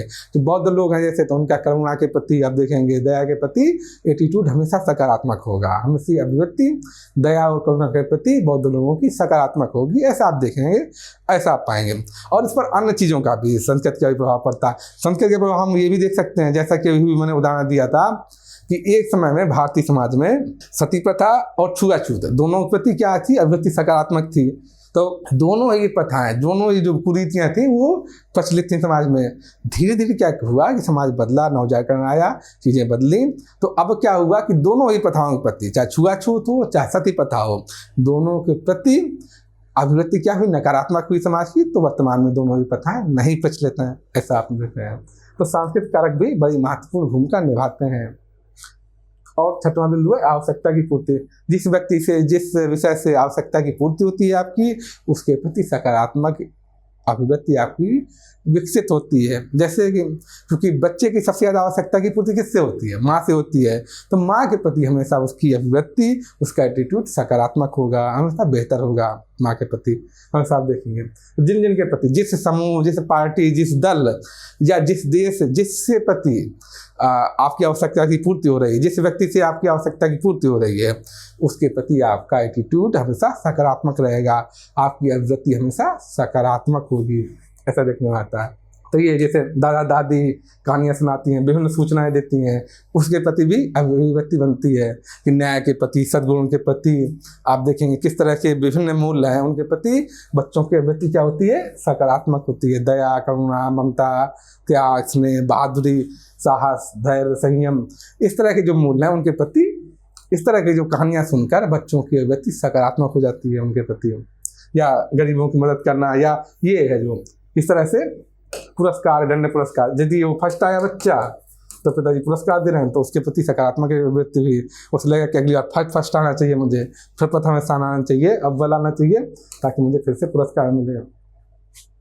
ये देखिए जिन चीज़ों के प्रति पुरस्कार मिलता है तो उसके प्रति सकारात्मक अभिव्यक्ति होती है। ये न्यूज़पेपर पढ़ के किस तरह से नई नई सूचनाएं मिलती हैं और अभिव्यक्ति का निर्माण होता है। मीडिया की अभिव्यक्ति निर्माण में प्रिंट मीडिया की भी भारतीय समाज में बड़ी भूमिका है कि किस तरह वो किसी व्यक्ति, समूह, दल या अन्य चीज़ों के प्रति किस तरह से सकारात्मक अभिव्यक्ति का निर्माण करते हैं, या किस चीज़ों के प्रति मीडिया वाले नकारात्मक अभिव्यक्ति का निर्माण करते हैं। तो ये प्रिंट मीडिया की बड़ी भूमिका है भारतीय समाज में। जो चीज़ हमने पढ़ी कि अभिव्यक्ति का निर्माण कैसे होता है, कैसे कैसे व्यक्ति सीखता है, तो अभी हमने जो पढ़ा तो व्यवहारिक जीवन में कैसे सीखता है, परिवेश से कैसे सीखता है, माता पिता से कैसे सीखता है, अब आवश्यकता पूर्ति होती है उससे कैसे सीखता है, किस किस तरह से दंड और पुरस्कार से कैसे सीखता है, वो सब पढ़ी। वो सब चीज़ें थी व्यवहारिक जीवन की, अप्लाइड की। ये हम देख लेते हैं जो हम लोग मनोविज्ञान में पढ़ते हैं, साइकोलॉजी में पढ़ते हैं, तब इन युक्तियों की चर्चा होती है। सब युक्तियाँ हैं सामाजिक अधिगम की, सोशल लर्निंग की, कि समाज में व्यक्ति कैसे चीज़ें सीखता है, कैसे अभिव्यक्ति उसकी विकसित होती है, किस तरह से मूल्य विकसित होते हैं, तो उसी की युक्तियाँ हैं। तो सामाजिक अधिगम बोलते हैं इसको। ये क्या है, मनोवैज्ञानिक तौर पर, मनोवैज्ञानिक ढंग से एक बार इसको देख लेते हैं। मैं इसलिए बता दे रहा हूँ कि कई बार ये शब्द आपके सामने आएंगे तो आपको ये ना लगे कि ये तो पढ़ाई हुआ नहीं है, कोई नई चीज़ है, ऐसा महसूस ना हो, इसलिए मैं बता दे रहा हूँ। जैसे पहली चीज़ क्या है, सामाजिक अधिगम माने सोशल लर्निंग, सामाजिक सीखना, किस तरह से सामाजिक रूप से चीज़ों को सीखा जाता है। तो पहली चीज़ इसमें है, एक युक्ति है क्लासिकल अनुबंधन, क्लासिकल कंडीशनिंग। क्लासिकल कंडीशनिंग में क्या होता है, ये भी एक मनोवैज्ञानिक द्वारा प्रयोग किया गया था। इसमें होता क्या है कि प्रयोग ये किया गया था कि एक कुत्ता था, कुत्ते को सामने ये किया गया कि घंटी बजा दी गई। जब जब घंटी बजाई गई तब तक कुत्ते को क्या हुआ, खाना दे दिया गया। जब जब घंटी बजाई गई तब तक कुत्ते को खाना दे दिया गया, ऐसा आप देखेंगे। जब घंटी बजाई गई तब कुत्ते को खाना दिया गया। तो क्या हुआ, उसके बाद फिर धीरे धीरे कुत्ता इतना कंडीशन हो गया, इतना अभ्यस्त हो गया कि जब घंटी बजाई गई लेकिन खाना अगर नहीं भी दिया गया तब भी कुत्ते के मुंह से लार निकलने लगी, क्योंकि उसको ये उम्मीद थी कि अब घंटी बजी है तो खाना मिलेगा। अब उसका घंटी से खाने के बजाय कुत्ते का सीधा घंटी के साथ संबंध हो गया कि जब घंटी बजती तो कुत्ते के मुंह से लार निकलने लगती, क्योंकि कुत्ते को ये पता होता था कि अब मुझे खाना मिलेगा। अब वो खाना को देखकर नहीं लार टपकाता, अब घंटी बजने पर ही लार टपकाने लगता। अर्थात जब दो उद्दीपक साथ साथ क्रिया करते हैं, साथ साथ दिखते हैं, तो धीरे धीरे क्या होता है कि व्यक्ति दूसरे उद्दीपक पर क्रिया करने के बजाय पहले उद्दीपक को देखकर ही क्रिया करने लगता है। तो इसको बोला जाता है क्लासिकल अनुबंधन। दैनिक जीवन में उदाहरण देखेंगे आप तो आप पाएंगे, जिस तरह से मान ली कोई बच्चा है अपनी माँ के साथ जा रहा है, कोई बच्चा अपनी माँ के साथ जा रहा है और देखता क्या है कि जब मंदिर आता है तो माँ हाथ जोड़ती है, तो बच्चा माँ को देख के हाथ जोड़ रहा है। उसे पता नहीं कि मंदिर में क्यों हाथ जोड़ रहे हैं, उसको उस चीज़ के ज्ञान ही नहीं है। वो तो बच्चा क्या कर रहा है कि जब माँ को देखता है हाथ जोड़ते हुए तो बच्चा भी हाथ जोड़ लेता है। और माँ कब हाथ जोड़ती है? जब मंदिर आता है। तो धीरे धीरे बच्चा अभ्यस्त हो जाएगा इस चीज़ के लिए कि अगली बार कुछ समय बाद कि वो माँ को देख के नहीं, जब मंदिर आएगा वो तभी हाथ जोड़ने लगेगा, क्योंकि उसे ये पता है कि जैसे मंदिर आए तो माँ हाथ जरूर जोड़ेगी। तो बच्चा दूसरे दीपक यानी माँ को ध्यान देने के बजाय सीधे मंदिर को देखकर ही, पहले दीपक को देखकर ही हाथ जोड़ने लगता है। तो इसको बोला जाता है क्लासिकल अनुबंधन। इसको दूसरी चीज क्या है, दूसरा सीखने का तरीका प्रेक्षणात्मक अनुभव, ऑब्जर्वेशन लर्निंग। इसका मतलब होगा देख देख के चीज़ें सीखना। जैसा घर में अन्य लोगों को देखते हैं हम, उसी तरह से चीज़ें सीखते हैं। और आमतौर पे देखा जाता है, ये पाया जाता है कि माँ बाप भले शिक्षा कुछ दें, ज्ञान कुछ भी दें, कुछ भी मुँह से बोलें, लेकिन बच्चा वही चीज़ सीखता है जो कि वो माँ बाप को करते हुए देखता है। अगर वो देखता है कि माँ बाप झूठ बोल रहे हैं बात बात पर, अगर देखता है कि पापा घर पर अंदर है लेकिन बोल दे रहे हैं कोई मिलने आए तो बोल देते हैं बोल दो कि पापा नहीं है यहाँ पर, जब वो ऐसा देखता है तो वो स्वयं भी झूठ बोलना सीखता है। भले माँ बाप कितना ही बोलेंगे झूठ मत बोलो, लेकिन वो देख देख के वैसी चीज़ें सीखता है, वो खुद भी पाखंड करने लगता है। ऐसा आप देखेंगे। तीसरी चीज़ क्या है, साधनात्मक अनुबंधन।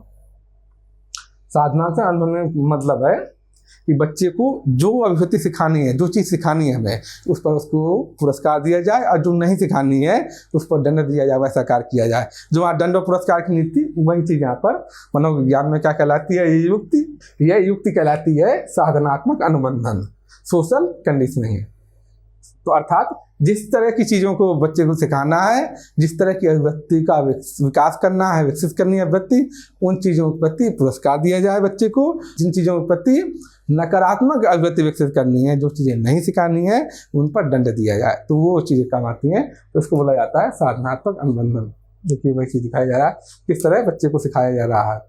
बच्चा देख देख कर चीज़ें जल्दी सीखता है। जैसे ये चेस करना बच्चा सीख रहा है, तो देख देख कर बच्चा जल्दी सीखता है। ये देखिए, या ये किस तरह से बच्चा, और देखिए मंदिर में जाके हाथ जोड़ रहा है बच्चा। अभी तक हमने जो अभिव्यक्ति के बारे में पढ़ा, अब हमें ये देखना है कि एक लोक सेवक की अभिव्यक्ति का निर्माण कैसे होता है। अभी तक हमने पढ़ा कि एक साधारण व्यक्ति जो समाज में है उसकी अभिव्यक्ति का निर्माण कैसे होता है। अब हम चूंकि लोक सेवा के बारे में सारी चीज़ें पढ़ रहे हैं, तो अब ये देखना जरूरी है कि एक लोक सेवक की अभिव्यक्ति का निर्माण कैसे होता है। कैसे कैसे होता है देख लेते हैं। आरंभ में जब तक वो सिलेक्ट नहीं हुआ तब तक कैसे होगा, परिवार में ही होगा। परिवार में एक नागरिक की भांति, परिवार में, स्कूल कॉलेज में, बाकी समाज में, टोले मोहल्ले में, पड़ोस में, उन सबको देख देख कर व्यक्ति की अभिव्यक्ति का निर्माण होता है, जो हमने पहले भी डिस्कस कर चुके हैं, पहले भी हम लोग चर्चा कर चुके हैं उन चीज़ों की। उसके बाद जब सिलेक्शन की बात कहाँ होता है, ट्रेनिंग के दौरान। ट्रेनिंग के दौरान व्यक्ति को बहुत सारा एक्सपोजर दिया जाता है, तरह तरह की चीज़ें दिखाई जाती हैं, ताकि व्यक्ति के अंदर, जो मैंने बताया था कि बच्चों के लिए, तो यहाँ भी कराया जाता है, बहुत सारे क्षेत्रों में भेजा जाता है, ग्रामीण क्षेत्रों में, ताकि ग्रामीण क्षेत्र की या वंचित वर्ग की जो वस्तुगत स्थिति है, वास्तविकता है, उससे जो ट्रेनिंग जाने वाले छात्र हैं, जो लोक सेवक हैं, भावी लोक सेवक हैं, वो उससे रूबरू हो सकें, वो जान सकें वह सच में लोग कितनी बुरी स्थिति में जी रहे हैं, तो उसके प्रति करुणा वाली अभिव्यक्ति आ सके, एक सकारात्मक अभिव्यक्ति आ सके वंचित लोगों के प्रति। इसके लिए ट्रेनिंग में सब कराया जाता है, फील्ड ट्रेनिंग कराई जाती है, और इस तरह की जगहों पर भेजा जाता है, इस तरह जहाँ पर समस्याएं हैं, जहाँ पर समाज में समस्याओं से ग्रसित है लोग, तो वहाँ पर ये सब चीज़ें अपनाई जाती हैं। और भी बहुत सारी फिल्में दिखाई जाती हैं इस तरह की, रोल करने के लिए दिए जाते हैं, वो सब चीज़ें आप देखेंगे ट्रेनिंग के दौरान सिखाया जाता है, ताकि जो जन कल्याण के प्रति, जन सेवा के प्रति या वंचित वर्गों के प्रति सकारात्मक अभिव्यक्ति का निर्माण हो सके लोक सेवक के बाद। और कैसे कैसे अभिव्यक्ति का निर्माण होता है कि जो जूनियर अधिकारी अपने सीनियर अधिकारी को देखता है कि उसने पर्टिकुलर परिस्थिति में किस तरह से काम किया था, क्या निर्णय लिया था, उसको देखकर भी वो अधिकारी, वो लोक सेवक सीखता है। या वरिष्ठ अधिकारी को अनुभव को जानकर, वरिष्ठ अधिकारी बहुत बार अपना अनुभव स्वयं बताते हैं, एक को देख कर उनको दूसरा वो अनुभव स्वयं बताते कि मैं वहाँ पर जब गया था तो मैंने ऐसा ऐसा कार्य किया था, मैं फलाने जगह गया था तो ऐसी स्थिति उत्पन्न हो गई थी, तो वहाँ पर मैंने ये निर्णय लिया था। तो उनके जरिए भी कोई लोक सेवक सीखता है अपने सीनियरों से। और शासन की नीतियों देखकर, जैसा शासन व्यवस्था होगी, जिस तरह की व्यवस्था, लोकतंत्र है, राजतंत्र है, धर्मतंत्र है, किस तरह की व्यवस्था है, अगर अधिनायकवाद है तो उस तरह से ब्यूरोक्रेसी कार्य करती है। जैसी शासन की नीतियाँ होती हैं उस हिसाब से ही वहाँ की नौकरशाही, वहाँ की लोक सेवा कार्य करती है। भाई नॉर्थ कोरिया है, वहाँ की अलग तरह से ब्यूरोक्रेसी कार्य करेगी। भारत की ब्यूरोक्रेसी, लोकतंत्र भारत में तो भारत के अनुसार कार्य करेगी। जहाँ अधिनायकवाद है तो अधिनायकवाद की तरह ब्यूरोक्रेसी काम करेगी वहाँ की। तो जैसी शासन की नीतियाँ होती हैं, लोक कल्याणकारी नीतियाँ हैं, तो लोक सेवक लोक कल्याणकारी ढंग से कार्य करेंगे, क्योंकि लोक कल्याण के प्रति उनकी अभिव्यक्ति सकारात्मक है। अगर शासन अधिनायकवादी है तो नीतियाँ अधिनायकवादी होंगी, तानाशाही होंगी, सामंतवादी होंगी, तो लोक सेवक हैं वो भी उसी के अनुसार कार्य करेंगे। तो ऐसा देखने में आता है। ये देखिए भाई है कैसा बच्चों के साथ शुरुआत में जब अभिव्यक्तियों का विकास होता है, माँ बाप को देखकर, बाकी जो सहयोगी हैं उनको देखकर, ये ट्रेनिंग के दौरान कैसे कैसे होता है, ये कॉलेज के दौरान है, किस तरह से अभिव्यक्तियों का विकास होता है, ये आप देखते हैं। अभी तक हमने देखा कि अभिव्यक्तियों का विकास कैसे होता है, अभिव्यक्तियों का निर्माण कैसे होता है। अब हम देखेंगे कि अभिव्यक्ति में परिवर्तन कैसे लाया जाता है। आमतौर पे आप देखते हैं, आपने शुरुआत में ही पढ़ा है कि अभिव्यक्ति में आमतौर पे परिवर्तन नहीं होता, बड़ी मुश्किल से ही परिवर्तन होता है। फिर भी यदि परिवर्तन करना हो अभिव्यक्ति में तो कैसे होता है, इसके बारे में जानेंगे, इसके बारे में सीखते हैं, चर्चा कर लेते हैं जरा। आमतौर पर क्या होती हैं, अभिव्यक्तियाँ स्थायी होती हैं, लेकिन विभिन्न कारकों की उपस्थिति में इनमें परिवर्तन भी हो सकता है। कैसे कैसे देखिए हम, एक तो सांस्कृतिक कारक, जैसे जैसे संस्कृतियों में परिवर्तन होता है वैसे वैसे अभिव्यक्तियों में भी परिवर्तन होता है। एग्जाम्पल मैंने दिया है 2 चीज़ों का, बड़ा अच्छा एग्जाम्पल है, सती प्रथा का और छुआछूत का। कि एक ज़माने में संस्कृति ऐसी थी हमारी कि इन दोनों चीज़ों की प्रति अभिव्यक्ति सकारात्मक थी, तो ये प्रथाएं दोनों प्रचलित थी, दोनों कुरीतियाँ समाज में प्रचलित थी। वर्तमान में हमारी संस्कृति में परिवर्तन आया और इन दोनों चीज़ों के प्रति अभिव्यक्ति नकारात्मक हो गई, तो अब ये दोनों चीज़ें प्रचलित नहीं है। तो जैसे जैसे सांस्कृतिक कारकों में परिवर्तन आता है तो अभिव्यक्ति भी परिवर्तित होती जाती है। देखेंगे कोई घटना विशेष इस तरह की घटना हो जाती है जिसकी वजह से अभिव्यक्ति में परिवर्तन आता है। जैसे कि ये सेना के प्रति जैसे बहुत सारे कश्मीरी लोगों की अभिव्यक्ति नकारात्मक मान ली थी, ऐसा देखने में आता था। लेकिन जिस तरह से कश्मीर में बाढ़ आई और वहाँ पर जिस तरह से सेना ने कार्य किया जनता के लिए, जिस तरह से सेवा भाव से, समर्पण भाव से, कि उन्होंने इतने सारे कश्मीरियों की जान बचाई, तो वहाँ पर देखेंगे आप कि कश्मीरी लोगों की भारतीय सेना के प्रति अभिव्यक्ति या एटीट्यूड क्या हुआ, सकारात्मक हुआ। इस तरह की बहुत सारी घटनाएं हो जाती हैं। बहुत सारे मान लीजिए किसी भी व्यक्ति की अपने विधर्मी के प्रति बड़ी नकारात्मक अभिव्यक्ति है, लेकिन कोई घटना ऐसी हो जाती है कि वही खून देकर उस व्यक्ति की जान बचाता है, तो धर्म वालों के प्रति उस व्यक्ति की अभिव्यक्ति सकारात्मक हो जाएगी। इस तरह की बहुत सारी घटनाएं सामने आती हैं कि किसी भी क्षेत्र के लोगों के प्रति, किसी भाषा के प्रति आपकी नकारात्मक अभिव्यक्ति है, बाद में कोई ऐसी घटना हो जाती है कि उसकी वजह से आपकी अभिव्यक्ति बदल जाती है। ऐसा आप देखेंगे। तो घटना विशेष में देखते हैं या प्रेरणा ग्रहण करके, भाई मान लीजिए आप ऐसा देखते हैं कि डॉक्टर अब्दुल कलाम के प्रति आपकी सकारात्मक अभिव्यक्ति है, तो आप उनकी जो जो अभिव्यक्तियाँ, उनके जो जो गुण हैं वो सीखने की कोशिश करेंगे। आप अपनी तरफ से साहस, संयम, न्याय, सहभागिता, सहिष्णुता, सामंजस्य वाली भावना विकसित करने का प्रयास करेंगे। इन सारे मूल्यों के प्रति, इन सारे गुणों के प्रति आपकी अभिव्यक्ति कैसी होगी, सकारात्मक होगी, क्योंकि आप इनसे प्रेरणा ले रहे हैं, ऐसा देखा जाता है। तो प्रेरणा ग्रहण करके भी अभिव्यक्ति में परिवर्तन हो जाता है। और देखते हैं आगे कैसे परिवर्तन होता है। आप देखेंगे इसे अपेक्षित भूमिका निर्वाह करके। कई बार होता है क्या ना, लोगों को सामने वाला व्यक्ति क्या योगदान है जीवन में, उसके महत्व के बारे में पता नहीं होता या लोग ध्यान नहीं दे पाते। लेकिन जब उसकी भूमिकाओं का निर्वाह करने के लिए बोला जाता है तो वैसी स्थिति में उस किरदार कि वो कितना त्याग कर रहा है हमारे लिए, कितना सहयोग कर रहा है, उस किरदार के बारे में जब पता चलता है तो खुद ब खुद अभिव्यक्ति उसके प्रति बदलती है।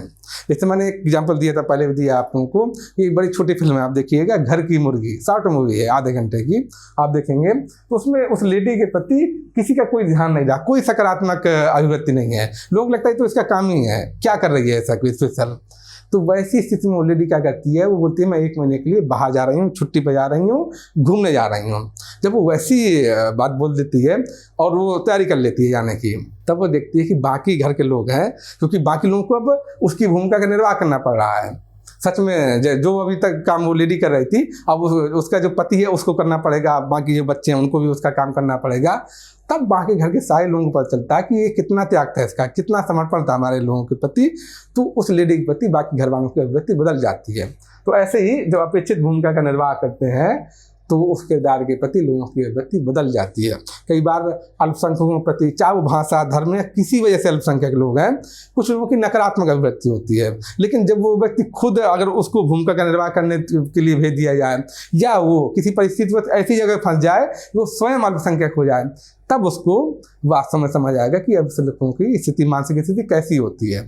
तो इस तरह के भूमिका का निर्वाह करने के लिए कहा जाता है व्यक्ति की अभिव्यक्ति में परिवर्तन आता है, अभिव्यक्ति में परिवर्तन आने लगता है। और क्या, नई सूचनाओं की प्राप्ति होने पर कई बार व्यक्ति को जितनी सूचनाएं होती हैं उसके आधार पर वो कोई अभिव्यक्ति बनाता है, लेकिन जब एक्स्ट्रा सूचनाएं मिल जाती हैं तब उसकी अभिव्यक्ति बदलने लगती है। किसी की व्यक्ति की, जब कई बार होता है लोगों को सिर्फ हवाई बात करते हैं, अफवाहों को विश्वास कर लेते हैं, लेकिन जब सच में उसको आंकड़े मिलते हैं चीज़ों के, तब उसे पता चलता है कि वास्तविकता ये है। किसी के प्रति भी नकारात्मक अभिव्यक्ति ऐसे नहीं होनी चाहिए। तो नई सूचना जब मिल जाती है तब भी व्यक्ति की अभिव्यक्ति परिवर्तित हो जाती है। बहुत बार आप देखेंगे ऐसा समूह परिवर्तन। मान ले कोई व्यक्ति है, पहले वो मांसाहार करता था, नॉन वेजिटेरियन था, फिर धीरे धीरे क्या हुआ, वो किस समूह में आया, ऐसे लोगों से मिला जो कि पेटा के समर्थक थे मान लीजिए। तो धीरे धीरे उसकी क्या होगा, अभिवृत्ति में परिवर्तन आएगा। जब उसको दिखाएंगे वो कि किस तरह से जानवरों के साथ कितना बुरा बर्ताव होता है, किस तरह से मनुष्य परेशान करते हैं, मांसाहार में क्या क्या चीज़ें होती हैं, जब उसके बारे में जानकारी मिलती है, उस समूह से जुड़ जाता है, वो पेटा समूह से जुड़ जाएगा, तो उसकी अभिव्यक्ति में धीरे धीरे परिवर्तन आने लगेगा। तो ये आप देखेंगे, इस तरह का आप पाएंगे। बहुत सारी जगह मान लीजिए कोई व्यक्ति ऐसे स्कूल कॉलेज में पढ़ा जो दक्षिणपंथी है, फिर वो बाद में ऐसे स्कूल या कॉलेज में चला गया जो वामपंथी है।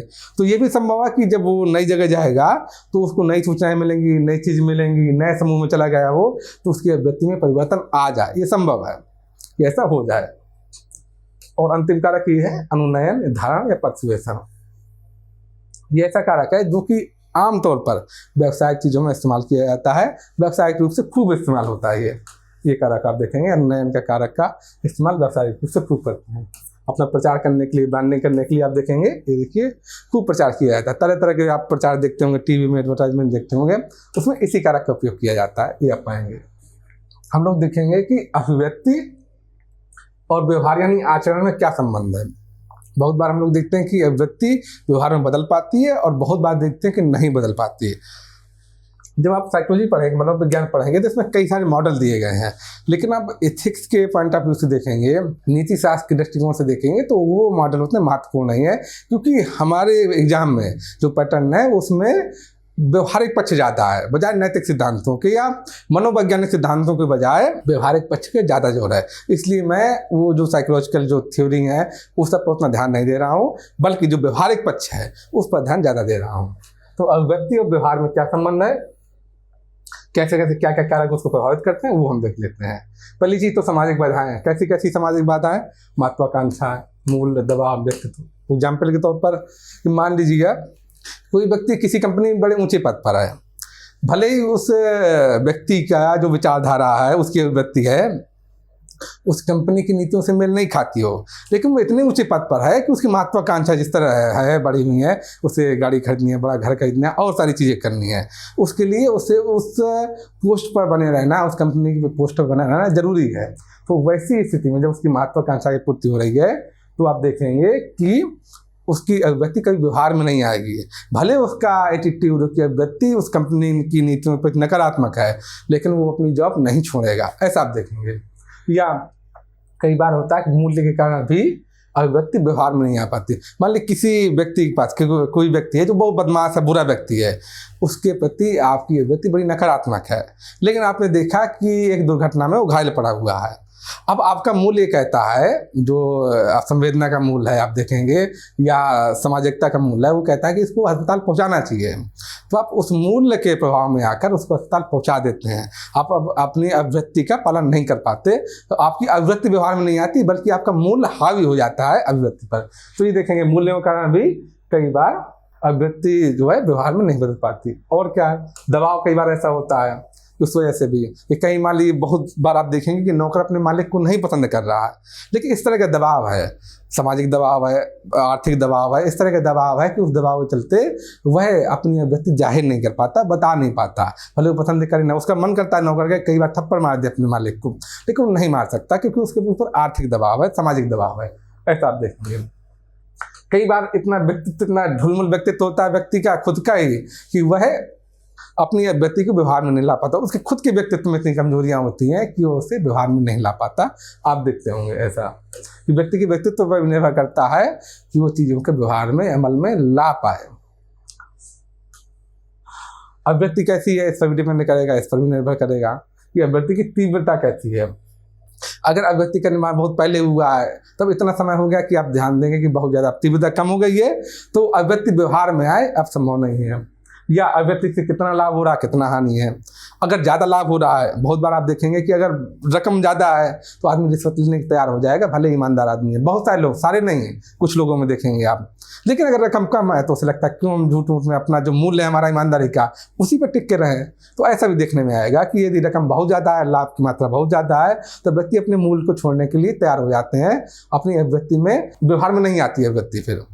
तो ये इसका भी प्रभाव पड़ता है लाभ का, कि लाभ की मात्रा कितनी है, उसी हिसाब से देखा जाता है कि अभिव्यक्ति व्यवहार में बदलेगी या नहीं बदलेगी। ये देखते हैं हम। समय तथा स्थान, मान लीजिए किसी संगठन प्रति, कोई साहित्यिक संगठन है, पेटा जैसा संगठन है, उसके प्रति आपकी अभिरुचि अगर अभिव्यक्ति सकारात्मक है, लेकिन मान लीजिए वो कोई प्रदर्शन करना चाहता है और वो प्रदर्शन बहुत दूर करना चाहता है, तो आप स्थान की दूरी इतनी ज़्यादा है कि आप वहाँ नहीं जा पाएंगे। लेकिन आपके शहर में वही प्रदर्शन अगर होना है तो आप तुरंत जाएंगे।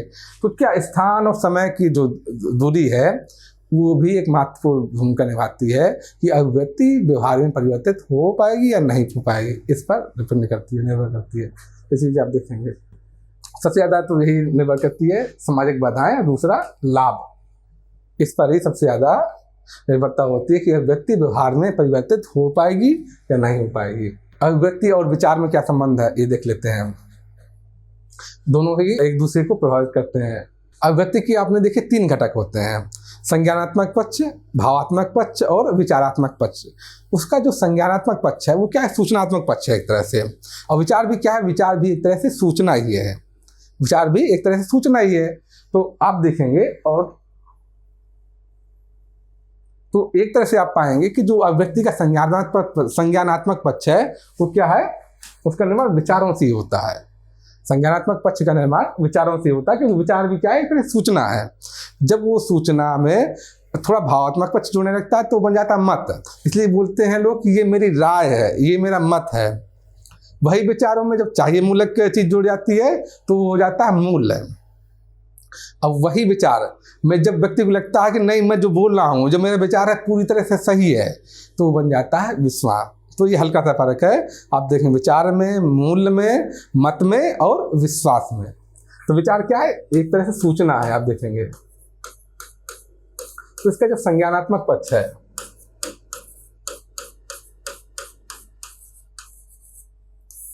जो अभिव्यक्ति का संज्ञानात्मक पक्ष है वो क्या है, एक तरह से आप पाएंगे कि विचार ही है, यही है। इसी से ही संज्ञानात्मक पक्ष का निर्माण होता है। तो अभिव्यक्ति का निर्माण विचारों से होता है, संज्ञानात्मक पक्ष उसका वही है। तो ये संबंध है।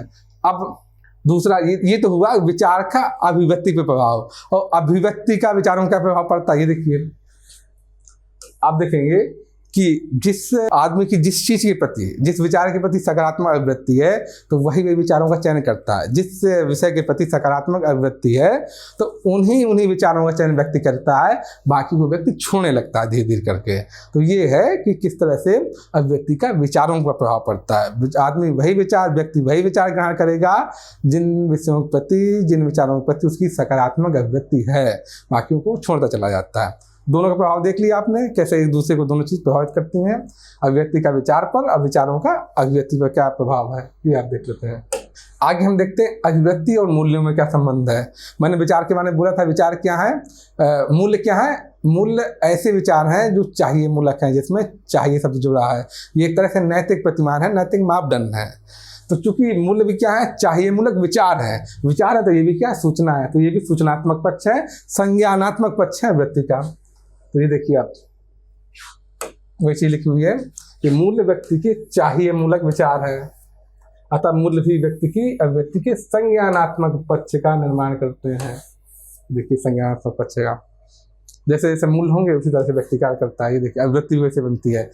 अगर व्यक्ति के अंदर जो मूल्य है वो कैसा है, सहानुभूति का है, त्याग का है, करुणा का मूल्य है, तो व्यक्ति की अभिव्यक्ति ऐसी होगी, अभिव्यक्ति ऐसी होगी, तो गरीबों की मदद करेगा, हमेशा तैयार रहेगा। ये देखिए छोटी बच्ची किस तरह से जितना उससे संभव हो कैसे मदद कर रही है, कैसे जरूरतमंदों को पानी दे रही है, या ये किस तरह से बुजुर्ग लोगों की मदद कर रही है लड़की, ये देखिए। या ये पशु पक्षियों के प्रति किस तरह सकारात्मक अभिव्यक्ति है, ये आप देख सकते हैं। क्योंकि इसके प्रति, पशु पक्षियों के प्रति, पर्यावरण के प्रति अगर सकारात्मक मूल्य है, विकसित है, करुणा का, सहानुभूति का मूल्य है, अगर त्याग का मूल्य है, तो खुद ब खुद आप देखेंगे इस तरह की चीजें दिखेंगी। कई बार ऐसा भी देखा जाता है कि परिस्थितिगत प्रभाव में व्यक्ति अभिव्यक्ति के बजाय मूल्यों को वरीयता देता है। हमने पहले भी एग्जाम्पल देखा। या किसी व्यक्ति के प्रति नकारात्मक अभिव्यक्ति होने के बावजूद उसके घायल हो जाने पर मूल्य के प्रभाव कर रहा है। क्योंकि मूल्य कैसा है? मूल्य है सहायता वाला मूल्य है कि किसी की सहायता करनी चाहिए, करुणा वाला मूल्य है, त्याग वाला मूल्य है, सहानुभूति का मूल्य है। ये अगर मूल्य है तो व्यक्ति भले नकारात्मक अभिव्यक्ति रखेगा उस व्यक्ति के प्रति, लेकिन फिर भी उसको अस्पताल पहुंचा देगा, ऐसा देखा जाता है। और कभी कभी इसका उल्टा भी देखते हैं। यहाँ तो क्या हुआ, मूल्य हावी हो गया अभिव्यक्ति पर। कभी कभी ऐसा भी होगा कि अभिव्यक्ति मूल्य पे हावी हो जाएगी। कैसे? यथा सत्यनिष्ठा का मूल्य होने के बावजूद माता पिता का इलाज कराने के लिए उसकी आकांक्षा में सत्य लेगा। अगर किसी भी व्यक्ति के माता पिता माली बीमार हैं और ऐसी बीमारी से ग्रस्त है कि ज़्यादा पैसा चाहिए इलाज के लिए, और अपने माता पिता के प्रति बच्चे की बड़ी सकारात्मक अभिव्यक्ति है, तो यद्यपि वो ईमानदार है, वो सत्यनिष्ठा का मूल्य रखता है, तब भी वो पैसे ले लेगा ताकि अपने माता पिता का इलाज करा सके, वो सब ले लेगा। तो इसका उल्टा भी देखा जाता है। किस तरह से यहाँ पर मूल्य के ऊपर अभिव्यक्ति हावी हो गई है। नैतिक अभिव्यक्ति क्या है, मोरल एटीट्यूड क्या है, फिर नैतिक अभिव्यक्ति, राजनीतिक अभिव्यक्ति, सब कैसे बांटेंगे? व्यवहारिक पक्ष हैं, कैसे बांटे गए कि किस क्षेत्र में हम लोग अभिव्यक्ति देख रहे हैं, नजरिया हमारा किस क्षेत्र को लेकर है। तो जब राजनीतिक क्षेत्र को लेकर नजरिया था तो उसमें जिस तरह के मुद्दे आएंगे, जिस तरह की बातें आएंगी, उनके प्रति हमारा एटीट्यूड क्या है ये देखा जाएगा। अब नैतिक जब अभिव्यक्ति की बात कर रहे हैं तो नैतिक क्षेत्र में जो मुद्दे आते हैं, जो दुविधाएं आती हैं, जो एथिकल कंसर्न आते हैं, उनके प्रति हमारा नज़रिया क्या है, हमारा क्या दृष्टिकोण है, ये जिसमें आएगा, जिसमें हम जानेंगे, इसमें पढ़ेंगे, इसमें चर्चा करेंगे, वो कहलाती है नैतिक अभिव्यक्ति। आप देखेंगे वो कहलाएगी, क्या कहलाएगा? नैतिक अभिव्यक्ति, उसको बोलेंगे।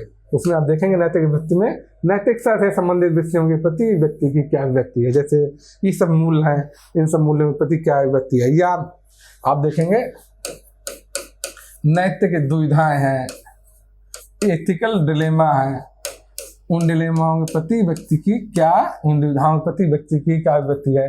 या एथिकल कंसर्न है, आप देखेंगे इन कंसर्न के प्रति, इन विषयों के प्रति व्यक्ति की क्या अभिव्यक्ति है। ये सब नैतिक हैं चूंकि, इसलिए इस अभिव्यक्ति को बोला जाएगा नैतिक अभिव्यक्ति। ये क्या है कि राजनीतिक मुद्दों के प्रति व्यक्ति का क्या दृष्टिकोण है। विभिन्न तरह के राजनीतिक मुद्दे हैं, उनके प्रति व्यक्ति का क्या दृष्टिकोण है, उसको बोला जाएगा राजनीतिक अभिव्यक्ति। किसके तरह से राजनीतिक अभिव्यक्ति सामने आती है हमारे, देख लेते हैं हम। आती है राजनीति कैसी, भावना आधारित होनी चाहिए या मुद्दा आधारित होनी चाहिए। भावना आधारित या मुद्दा आधारित, एक तो ये अभिव्यक्ति आती है कि किसके प्रति आप भावना आधारित राजनीति के प्रति सकारात्मक अभिव्यक्ति रखते हैं या मुद्दा आधारित राजनीति, क्या पसंद है आपको, किसके प्रति आपकी अभिव्यक्ति सकारात्मक है, ये देखेंगे आप। दूसरा दक्षिणपंथी या वामपंथी। दक्षिणपंथी लोग होते हैं जो सरकारी की नीतियों का, परंपराओं का समर्थन करते जाते हैं, जो पुरानी परंपराएं चली आ रही हैं उनका समर्थन करते हैं। वामपंथी लोग भी हैं कि जो पुरानी चीज़ों का विरोध करते हैं और नई चीज़ की मांग करते हैं सरकार के विरोध में। सरकार की ये नीतियाँ ठीक नहीं है, इनको इस ढंग से बदला जाना चाहिए, जो उसकी मांग करते हैं वो वामपंथी कहलाते हैं। आमतौर पर ये शब्द आया ऐसे कि जब उसकी संसद बैठती थी, फ्रांस की जो संसद बैठती थी, जिसको बोला जाता था स्टेटस जनरल। आप इतिहास में पढ़ेंगे, फ्रांस की क्रांति पढ़ेंगे तो उसमें देखेंगे जो फ्रांस की संसद थी उसको बोला जाता था स्टेटस जनरल। तो वहाँ पर यहाँ माली राजा बैठा, जो सम्राट था वो यहाँ बैठता था। सम्राट के बाएं तरफ जो लोग बैठते थे वो आमतौर पर देखा जाता था कि सरकारी नीतियों का, राजा की नीतियों का विरोध करते थे। और जो दाएं तरफ बैठते थे वो राजा की नीतियों का समर्थन करते थे। तो यही से नाम पड़ गया कि लोग जो सरकारी नीतियों का, राजा की नीतियों का विरोध कर रहे हैं वो वामपंथी हैं, और जो समर्थन कर रहे हैं, पुरानी परंपराओं का समर्थन कर रहे हैं और सरकार की नीतियों का समर्थन कर रहे हैं, वो लोग दक्षिणपंथी है। ये नाम वहाँ से आया है। तो वही आप देखेंगे कि दक्षिणपंथी के प्रति सकारात्मक अभिव्यक्ति है या वामपंथियों के प्रति सकारात्मक अभिव्यक्ति है। ये देखें, रूढ़िवादी लोगों के प्रति सकारात्मक अभिव्यक्ति है या उदारवादी लोगों के। उदारवादी लोग उनको माना जाता है जो नई नई चीज़ों के प्रति स्वीकारता की भावना रखते हैं, नई नई चीज़ों को, इनोवेशन को या नए नए बदलाव हैं उन सबको स्वीकार करने की भावना रखते हैं, उनके प्रति सकारात्मक एटीट्यूड देते हैं, वो उदारवादी कहलाते हैं। ये देखिए, जैसे ये क्या है, आप अमेरिका में देखेंगे ये डेमोक्रेटिक पार्टी का निशान है और ये रिपब्लिक पार्टी का निशान है, ऐसा माना जाता है। अमेरिका में ऐसा मान देते हैं लोग कि ये दक्षिणपंथी हैं, ये वामपंथी हैं, या ये रूढ़िवादी हैं, ये उदारवादी हैं, इस तरह माना जाता है अमेरिका में। आप देखेंगे भारत में राजनीतिक अभिव्यक्ति को निर्धारित करने वाले कारक, भारत में राजनीतिक एटीट्यूड है, जो पॉलिटिकल एटीट्यूड है, राजनीतिक अभिव्यक्तियाँ कैसे निर्धारित होती हैं, कौन कौन से कारक महत्वपूर्ण है राजनीति में, ये देख लेते हैं हम लोग। भावनात्मक कारक भारत में बड़ा महत्व रखते हैं, भावनात्मक कारक ज़्यादा महत्व रखते हैं बजाय आप देखेंगे तार्किक कारक के, जो वास्तव में जिनका महत्व होना चाहिए।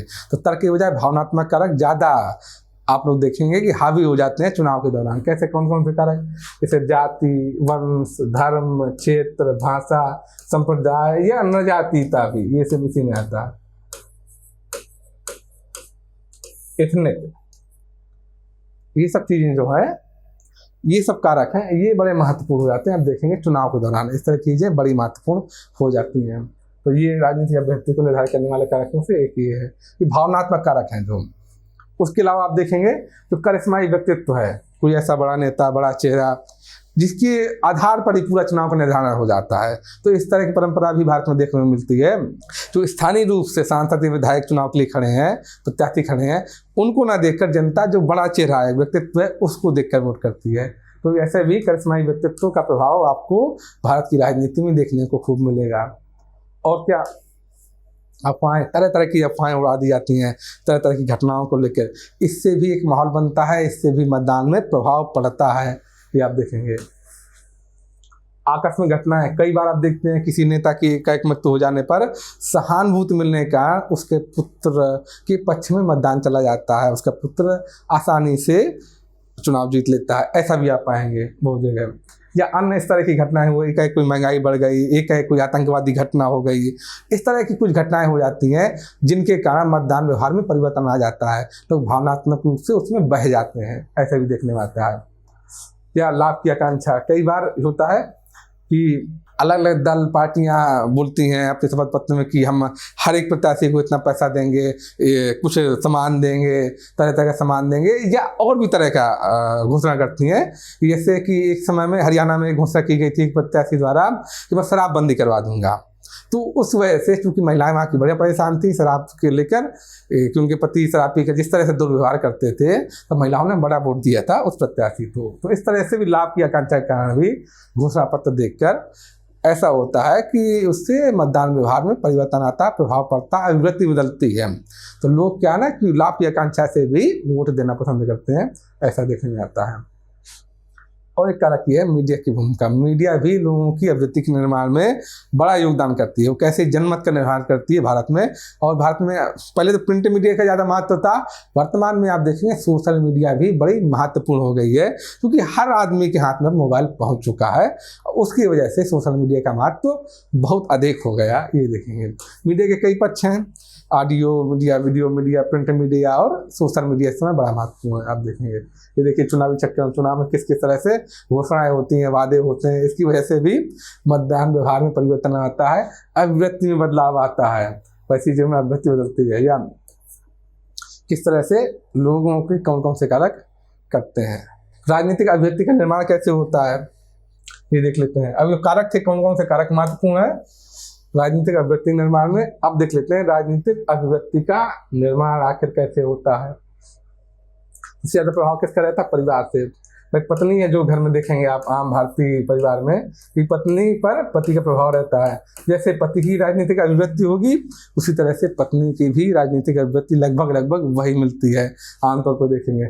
इस तरह बच्चों पर भी देखेंगे कि माता पिता की जो राजनीतिक अभिव्यक्ति है उसी तरह से आप देखेंगे कि संतानों के भी राजनीतिक अभिव्यक्ति मिलती है, ऐसा आप देखते हैं।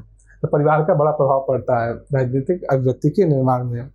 दूसरा प्रभाव क्या पड़ता है प्रभावशाली लोगों के द्वारा, जो लोग पढ़े लिखे हैं या आर्थिक रूप से प्रभावशाली हैं या अन्य जगह देखेंगे तो उनकी जैसी मनोवृत्ति अभिव्यक्ति होती है, राजनीतिक अभिव्यक्ति, वही देखेंगे कि जो लोग उनसे जुड़े हुए हैं उन पर भी वैसा ही प्रभाव पड़ता है। कई बार आप देखेंगे कि गांव में मान लीजिए कम पढ़े लिखे लोग हैं, एक व्यक्ति ज़्यादा पढ़ा लिखा है, उस समुदाय का है, तो जैसा बोलेगा कि नहीं फला दल फला समुदाय फला पार्टी ज़्यादा बेहतर है, तो बाकी लोग उसके हाँ मिलाते हैं, स्वीकार कर लेते हैं। वैसी अभिव्यक्ति बाकी लोगों की भी बन जाती है।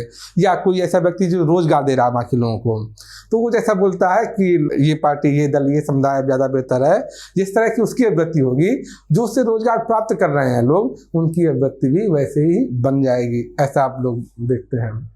या कई बार धार्मिक या अन्य तरीके से जो बड़े प्रभावशाली लोग हैं उनका प्रभाव भी पड़ता है। आप देखेंगे वो भी राजनीतिक अभिव्यक्ति के निर्माण में अपना योगदान देते हैं, ऐसा भी देखने में आता है। और कैसे कैसे निर्माण होता है दलों के घोषणा पत्र तथा नारों से, जो अलग अलग दल अलग तरह से घोषणा पत्र बोलते हैं कि अगर मेरी सरकार आई तो मैं ये करूँगा, इस तरह से काम करूँगा, उससे भी अभिव्यक्ति का निर्माण होता है। उदाहरण के रूप में मैंने देखा ही बताया ही कि हरियाणा में एक बार एक प्रत्याशी ने बोला था शराबबंदी के लिए, तो उसके प्रति सकारात्मक अभिव्यक्ति का निर्माण हुआ था, लोगों ने खूब वोट दिया, विशेषकर महिलाओं ने।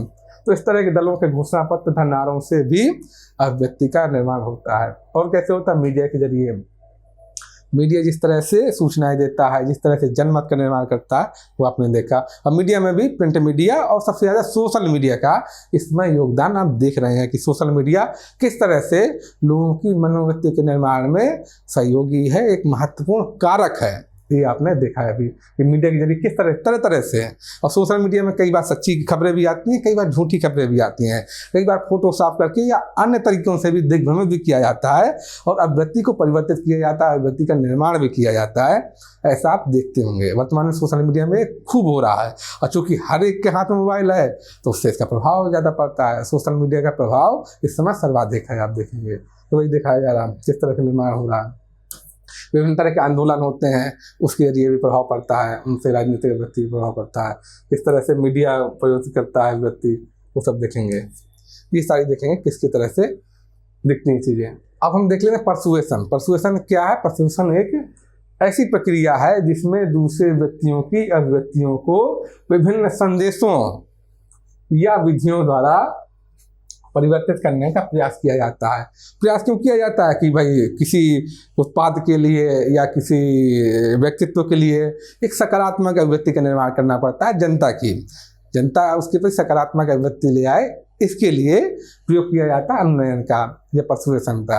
आमतौर पे आप देखते होंगे अधिकांश समय में कि इसका प्रयोग व्यावसायिक लोग करते हैं, सामाजिक लोगों में कम होता है इसका। आप देखेंगे कम मिलता है प्रभाव, व्यावसायिक लोग इसका प्रयोग ज़्यादा करते हैं। जैसे कि अब देखिए कि तरह तरह के टूथपेस्ट से लेके साबुन से लेके बहुत सारी चीज़ों के प्रचार से खाने पीने के उत्पाद देखेंगे, तरह तरह की आप चीज़ें देखेंगे कि किस तरह से इनका प्रचार किया जाता है, वो आप पाएंगे। ये कहलाता है परसुएशन।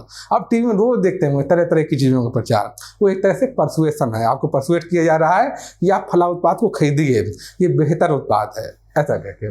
तो परसुएशन होता कैसे है ये देख लेते हैं। परसुएशन क्या है? 3 घटक हैं, आप देखेंगे। पहली चीज़ संप्रेषक या स्रोत, जो आदमी परसुएट कर रहा है, परसुएडर है, वो हुआ संप्रेषक। दूसरा ग्राही, जिसका परसुएशन करना है अर्थात जिसकी अभिव्यक्ति हमें बदलनी है, तो वह ग्राही। जो अभिव्यक्ति बदलने जा रहा है, बदलता है, उसको कहते हैं संप्रेषक, वो परसुएडर है। और जिसकी अभिव्यक्ति बदलनी है वो हुआ ग्राही। और जिस युक्ति या संदेश के जरिए बदलनी है वो कहलाता है संदेश। जिसके जरिए बदलनी है, जिस चीज़ का प्रयोग करके बदलनी है, उसको बोला जाता है संदेश।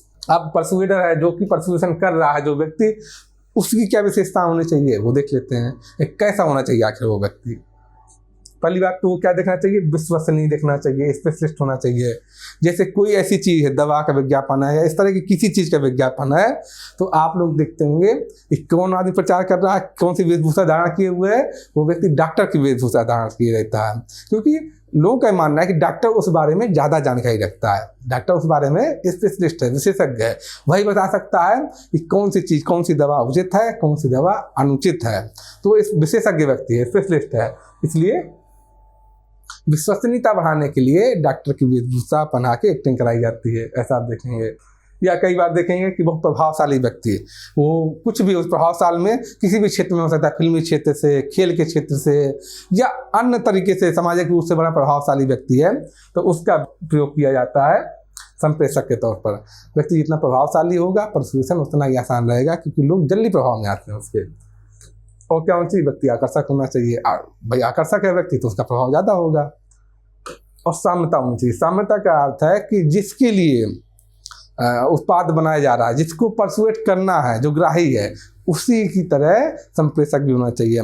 मान लीजिए सैनिटरी पैड का विज्ञापन है, उसके बारे में परसुएशन करना है, सकारात्मक गति बनानी है, तो किसी महिला के द्वारा ही इसका प्रचार कराया जाना चाहिए, क्योंकि लोगों को साम्यता लगती है कि एक महिला दूसरे महिला के दुख दर्द को आसानी से समझ सकती है, उसकी पसंद को आसानी से समझ सकती है, जान सकती है। अगर किसी छोटे बच्चे के बारे में विज्ञापन है तो छोटे बच्चे के जरिए ही उसका प्रचार किया जाना चाहिए। किसी वयस्क के लिए है तो वयस्क के द्वारा ही, जैसा जिन लोगों के लिए है उसी तरह के लोगों द्वारा विज्ञापन कराया जाना चाहिए। तो ऐसा इस तरह का प्रयोग किया जाता है। तो ये संप्रेषक की विशेषताएं हैं। संदेश की विशेषताएं, संदेश कैसा होना चाहिए? संदेश होना चाहिए कैसा? कि संदेश ऐसा होना चाहिए, आप बहुत सारे विज्ञापन देखते होंगे तो पहले क्या किया जाता है, उस विज्ञापनों में पहले जो लोग हैं देख रहे हैं उनको डराया जाता है, हल्का सा डराया जाता है कि तुम ऐसा नहीं करोगे तो ये समस्याएं आएंगी तुम्हारे जीवन में, कि अगर तुम फलानी चीज़ नहीं खाओगे तो तुम कमज़ोर रह जाएगा, तुम्हारी संतान कमज़ोर रह जाएगी, बुद्धि का विकास नहीं होगा, उसका दुबली पतली रह जाएगी, लंबाई उसकी कम रह जाएगी। इस तरह तरह के विज्ञापन दिए जाते हैं। तो पहले तो उसको डराया जाता है और फिर उस डर का उपाय बताया जाता है उसको कि लेकिन अगर तुम ये कर लोगे तो तुम बच जाओगे, अगर फला चीज़ कर लोगे तो बच जाओगे। कि पहले उसे डराया जाता कि अगर आपने फलाना टाइप का टायर नहीं इस्तेमाल किया तो आपकी गाड़ी का एक्सीडेंट हो सकता है, आपको गाड़ी पे ब्रेक नहीं लगेंगे। फिर बाद में बताया जाता कि अगर इस कंपनी का टायर इस्तेमाल करोगे या इस कंपनी का ये उत्पाद इस्तेमाल करोगे कि तुम्हारा ब्रेक तुरंत लगेंगे, या तुम्हारे बेटे की लंबाई ज़्यादा बढ़ेगी, खेल कूद में हमेशा आगे रहेगा, पढ़ाई में हमेशा आगे रहेगा। इस तरह की चीज़ें आप देखेंगे, ऐसा पाते हैं। तो ये क्या है, जब भी किसी का एडवर्टाइजमेंट होता है तो पहले थोड़ा सा डराया जाता है और फिर उस संकट से निकलने का उपाय बताया जाता है। एक तो चीज़ तो ये होती है, संदेश इस तरह का होना चाहिए। और कैसा संदेश होना चाहिए? स्पष्ट होता था मूर्त हो, संदेश ऐसा हो कि स्पष्ट हो, ऐसा ना हो कि लोगों को समझ में आया कि किस चीज़ का प्रचार हो रहा है, पता नहीं चले लोगों को। तो संदेश कैसा होना चाहिए? स्पष्ट होना चाहिए, अब मूर्त होना चाहिए। अमूर्त संदेश नहीं होना चाहिए। अगर मूर्त भाव नहीं आएगा तो लोगों को पता नहीं चलेगा कि प्रचार आखिर किस चीज़ का है। तीसरी क्या है कि गति तेज हो संदेश की। अगर संदेश की गति बहुत धीमी होगी तो उससे क्या होगा, संदेश की गति अगर बहुत धीमी है तो लोगों को उसके बारे में सोचने विचारने का मौका ज़्यादा मिलेगा कि अरे ये उत्पाद में तो ऐसा भी हो सकता है, ये भी चीज़ हो सकता है। अगर गति थोड़ा सा तेज है तो लोगों को सोचने विचारने का बहुत मौका नहीं मिलता है। जो परसुएशन हो रहा है लोग उसको तेज़ी से ग्रहण कर लेते हैं क्योंकि गति तेज है। अगर वो वहाँ पर सोचने लगेंगे तो छूट जाएगा। तो लोग क्या करते हैं, वो संदेश को ग्रहण करने के चक्कर में ज़्यादा सोचते विचारते नहीं हैं। इसलिए संदेश की गति क्या हो, हल्की सी तेज हो, बहुत ज़्यादा नहीं लेकिन हल्की सी तेज होना चाहिए। चौथा कारक क्या है, एक और कारक वो है कि किस क्रम में, सटीक क्रम में विशेषता मतलाई जाए। जो संदेश है, जो चीज़ दिखाना चाहते हैं, मतलब कोई व्यक्ति है रमेश, अगर दिखाना चाहते हैं कि वो बहुत बहादुर है तब उसकी विशेषताएं मत कैसे बताएंगे कि वो बहादुर है, निडर है, साहसी है और इस तरह की चीज़ें बताएंगे। फिर लास्ट में बताएंगे कि ये आलसी भी है, थोड़ा सा निकम्मा भी है। तो जो अच्छी चीज़ें वो आपको पहले बताएं और जो बुरी चीज़ें वो आपने लास्ट में बताएं, ताकि शुरुआत वाली चीज़ों का प्रभाव ज़्यादा होता है। बोला जाता है first impression is the last impression. तो शुरुआत में जो विशेषता, जो गुण बताया गया वो लोगों के दिमाग में ज़्यादा घर करते हैं, आप साथ जल्दी होते हैं। इसलिए अच्छी विशेषताएं, अगर आप तारीफ करना चाहते हैं उसकी, अगर आप चाहते हैं कि रमेश के प्रति लोगों के मन में सकारात्मक अभिवृत्ति हो, तो आप उसकी अच्छी विशेषताएं, जो उसके अच्छे गुण हैं उनको आप पहले बताएंगे और जो उनकी कमजोरियां हैं वो बाद में बताएंगे। और यदि आप चाहते हैं कि उसके प्रति नकारात्मक अभिव्यक्ति हो तो आप पहले बताएंगे कि एक नंबर का कामचोर है, निहायत निकम्मा है, निखट्टू है। उसके बाद आप बताएंगे नहीं थोड़ा हिम्मती भी है, साहसी भी है, लास्ट में बताएंगे आप। तो जब आप इस क्रम में बता रहे हैं, नकारात्मक चीज़ें पहले बता रहे हैं, तो लोगों के मन में उसके प्रति नकारात्मक धारणा ही बन जाएगी। ऐसा होता है। तो एक निश्चित क्रम होता है, एक सटीक क्रम होता है। जिस चीज़ की आप अभिव्यक्ति करना चाहते हैं, जिसके प्रति सकारात्मक अभिव्यक्ति बनाना चाहते हैं, तो उसी क्रम में विशेषताएं बताई जाती हैं। और कैसा हो, संदेश स्वाभाविक हो, बहुत बनावटी ना लगे। अगर संदेश बहुत बनावटी होगा तो लोगों को पहले लगेगा कि यार जानबूझ प्रचार ही कर रहा है, तो वो लोगों के भावनात्मक रूप से लोग उसको ग्रहण नहीं करते। अगर किसी चीज़ की बार बार आवाज़ करके बार बार वो चीज़ दिखाई जाएगी, आप देखेंगे तो कुछ समय बाद आप इरिटेट हो जाते हैं वैसे प्रचार पर। आप वैसे प्रचार से भावनात्मक रूप से जोड़ ही नहीं पाते। तो संदेश स्वाभाविक होना चाहिए, ना कि बहुत कृत्रिम या बहुत बनावटी, बहुत ज़्यादा जोर नहीं दिया जाना चाहिए, वैसा संदेश होना चाहिए। लास्ट की संदेश कैसा हो, संदेश ऐसा हो कि भावनात्मक रूप से लोगों को जोड़ पाए। आपने बहुत सारे विज्ञापन देखे होंगे, ऐसे विज्ञापन होंगे कोई चीज़ अलग चल रही है, देखें बड़ा करुणा त्याग उसके बारे में चल रहा है, फिर लास्ट में आप देखेंगे हल्का सा दिखा देते हैं कि इस कंपनी के विज्ञापन है, इसके जरिए ये चीज़ हो रही है। मतलब आप दिखाएंगे कैसे मित्र आपस में मिलते हैं, पुराने यार दोस्त मिल रहे हैं या क्या क्या चीज़ चल रही हैं, फिर बाद में किसी खाने के उत्पाद का दिखा देंगे कि इसके आधार पर लोग जुड़ रहे हैं आपस में।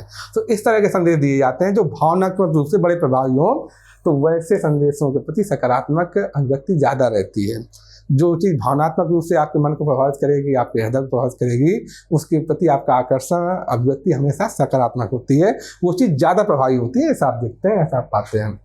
तो संदेश कैसा होना चाहिए, भावनात्मक रूप से प्रभावित करने वाला होना चाहिए लोगों को, ऐसा संदेश हो। और क्या ग्राही, अब देखते हैं ये वो संदेश की विशेषताएं हमने पढ़ी हैं कि संदेश क्या क्या होना चाहिए। अब देख लेते हैं ग्राही क्या विशेषता होनी चाहिए। ग्राही अधिक उम्र का है तो नई चीज़ों के प्रति ज़्यादा आकर्षित नहीं होता, वृत्ति बदलने की कोशिश नहीं करता, वो पसंद ही नहीं करता। यदि कम उम्र का है, आमतौर पे पाया गया है, ऐसे जो बहुत सारे शोध किए गए हैं कि यदि ग्राही की उम्र कम रहे तो उसकी वृत्ति बदलना आसान है। उसे लगता है मेरे पास बहुत दुनिया है, मुझे अभी बहुत दुनिया देखनी है, नई नई चीज़ों को, नए नए अनुभव को ग्रहण करना चाहिए, इसलिए उसकी वृत्ति बदलना आसान होती है। यदि उदार है तो नई चीज़ों को जल्दी स्वीकार करता है, नॉन वेस्टर्न को जल्दी स्वीकार करता है उदार व्यक्ति, तो उसकी अभिव्यक्ति बदलना आमतौर पर आसान है। यदि वो कट्टर है तो उसकी अभिव्यक्ति बदलना मुश्किल होगी। इसी तरह से आप देखेंगे यदि नॉन मेसी है, इनोवेटिव व्यक्ति है, तो उसके मन में नई चीज़ों के प्रति स्वीकार्यता की भावना अधिक होगी, इसलिए उसकी अभिव्यक्ति बदलना आसान है।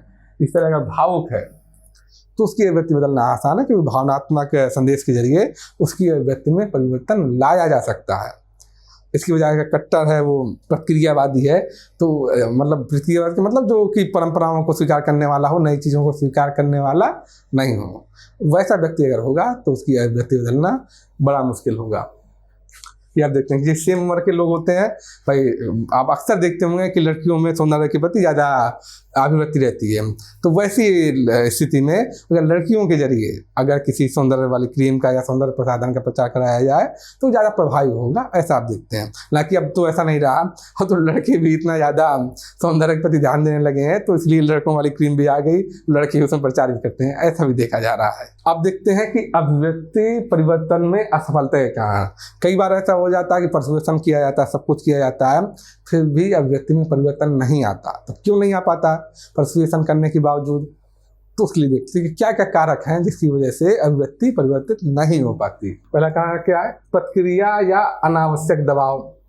कई बार क्या होता है कि जिसका आप परसुएशन करने वाले हैं, जो ग्राही व्यक्ति है, यदि उस पर आप ज़्यादा दबाव बना देंगे कि नहीं तुम फलाना टाइप की चप्पल ही खरीदो, तुम यही चप्पल खरीदो, यही तुम्हारे लिए सुटेबल है, वैसी स्थिति में व्यक्ति को क्या लगता है, उसको लगता है कि मेरी आज़ादी खतरे में पड़ जा रही है, मेरा स्वाभिमान ही ये मेरा ईगो नष्ट कर रहा है, ये मेरे ऊपर हावी हो रहा है। तो वैसी स्थिति में व्यक्ति लगता है कि मैं ये चप्पल तो नहीं खरीदूंगा, मुझे जो खरीद लूँगा बिना चप्पल के रह लूँगा, लेकिन फलाना चप्पल मैं नहीं खरीदूंगा।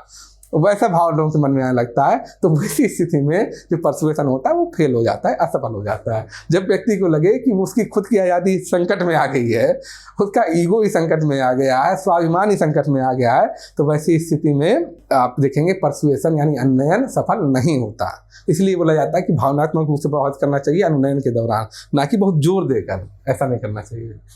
तो देखिए जब ज़्यादा आप प्रेशर डालेंगे तो व्यक्ति क्या हो जाएगा, इरिटेट हो जाएगा, परेशान हो जाएगा, उसे लगेगा कि उसकी आज़ादी खतरे में है। कई बार होता है अभिव्यक्ति का टीका, यानी जो विचार अभिव्यक्ति परिवर्तन के लिए हम इस्तेमाल करने वाले हैं, जो तर्क अभिव्यक्ति परिवर्तन के लिए इस्तेमाल करने वाले हैं, यदि वो पहले से उसके दिमाग में किसी ने डाल दिए हो, पहले से लोगों ने बता दिया हो, तो वैसी स्थिति में होता क्या है, व्यक्ति उन तर्कों के खिलाफ भी अपने तर्क ढूंढ लेता है और उसे लगता है कि हाँ मेरी अभिव्यक्ति परिवर्तन का प्रयास हो रहा है, तो वो क्या करता है, अपनी अभिव्यक्ति चेंज नहीं करता।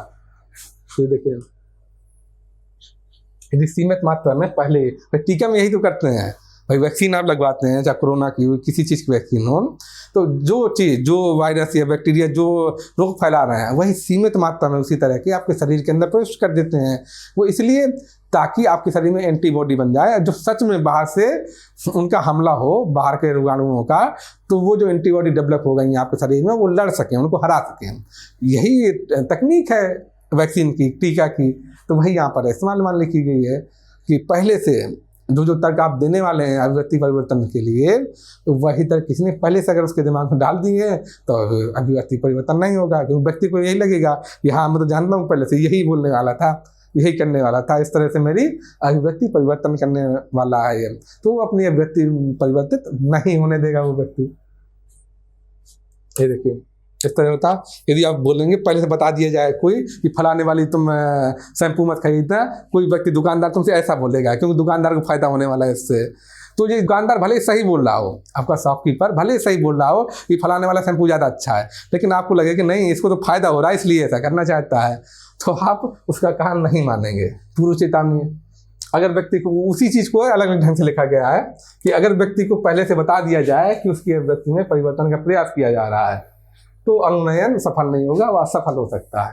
तो उसे पहले से बता दिया गया है तो वो खुद की रक्षा में तर्क जुटाने लगता है, वो बाकी आपके तर्क सुनेगा ही नहीं व्यक्ति, क्योंकि उसके दिमाग में है कि मेरी अभिव्यक्ति में जबरदस्ती करके परिवर्तन कराया जा रहा है, तो वो आपके तर्क को सुनेगा ही नहीं, स्वीकार ही नहीं करेगा। तो इसको बोला जाता है पूर्व चेतावनी। इस तरह चयनात्मक उपेक्षा, कई बार जब व्यक्ति की अभिव्यक्ति स्वयं द्वारा निर्मित होती है तो व्यक्ति उसके खिलाफ जो भी तर्क आते हैं उनको सुनता ही नहीं है, छोड़ देता है। वो सिर्फ उन्हीं तर्कों को सुनता है जो कि उसकी अभिव्यक्ति के समर्थन में है। यदि व्यक्ति ने स्वयं किसी समूह से, पार्टी से या अन्य चीज़ों जोड़ा तो उसके खिलाफ वो कोई बात सुनेगा नहीं। जिस समूह से वो खुद को जोड़ रहा है उसके खिलाफ कोई भी तर्क आएगा वो उनको सुनेगा ही नहीं। तो वैसी स्थिति में आपका जो परसुएशन है वो असफल हो जाता है। तो इसको बोला जाता है चयनात्मक उपेक्षा। यदि व्यक्ति की अभिव्यक्ति स्वयं द्वारा निर्मित है तो उसकी रक्षा के लिए वह उसके विरुद्ध दिए गए तर्कों या सूचनाओं की उपेक्षा कर देता है। इस तरह से एक पक्षी सूचना ग्रहण, दी गई बहुत सारी सूचनाओं में से व्यक्ति वही सूचना ग्रहण करता है जो कि उसकी अभिव्यक्ति में सहायक है, समर्थन में है, बाकी सूचनाओं को देखते नहीं है, छोड़ देता है। तो वैसी स्थिति में भी आप चाहे जितना तर्क दें, चाहे जितनी सूचनाएं दें, आप परसुएशन नहीं कर पाएंगे। तो ये चीज़ हमने देखी। तो हमने देखी परसुएशन जो एक कारक, महत्वपूर्ण कारक है अभिव्यक्ति परिवर्तन का, वो कैसे असफल हो जाता है, ये चीज़ हमने देखी। तो अभी तक हमने क्या क्या पढ़ा? अभी तक हमने पढ़ा अभिव्यक्ति यानी एटीट्यूड। अच्छा, जब भी आप एग्जाम में पढ़ें, पेपर पढ़ें तो इंग्लिश वर्जन जरूर देख लें। कई जगह जो एटीट्यूड है उसकी बहुत सारी पुस्तकों में आप देखेंगे कि एटीट्यूड की हिंदी क्या लिखी रहती है, मनोवृत्ति लिखी रहती है। लेकिन चूंकि हमारा जो पाठ्यक्रम है यूपीएससी के द्वारा जो दिया गया है उसमें एटीट्यूड की जो हिंदी ट्रांसलेशन किया गया है वो अभिव्यक्ति ही किया गया है, इसलिए आपको हमेशा अभिव्यक्ति ही लिखना है, ये याद रखिएगा। और जब भी पेपर आए तो आप उसका इंग्लिश में जरूर देख लें कि इंग्लिश में उसका क्या टर्मिनोलॉजी यूज किया गया है, उसी के हिसाब से आप आंसर लिखें, उसी के हिसाब से आप उत्तर लिखें। कई बार आप देखते हैं बड़ी समस्याएं आती हैं इससे, क्योंकि छात्र कई बार कन्फ्यूजन में आ जाते हैं, भ्रमित हो जाते हैं।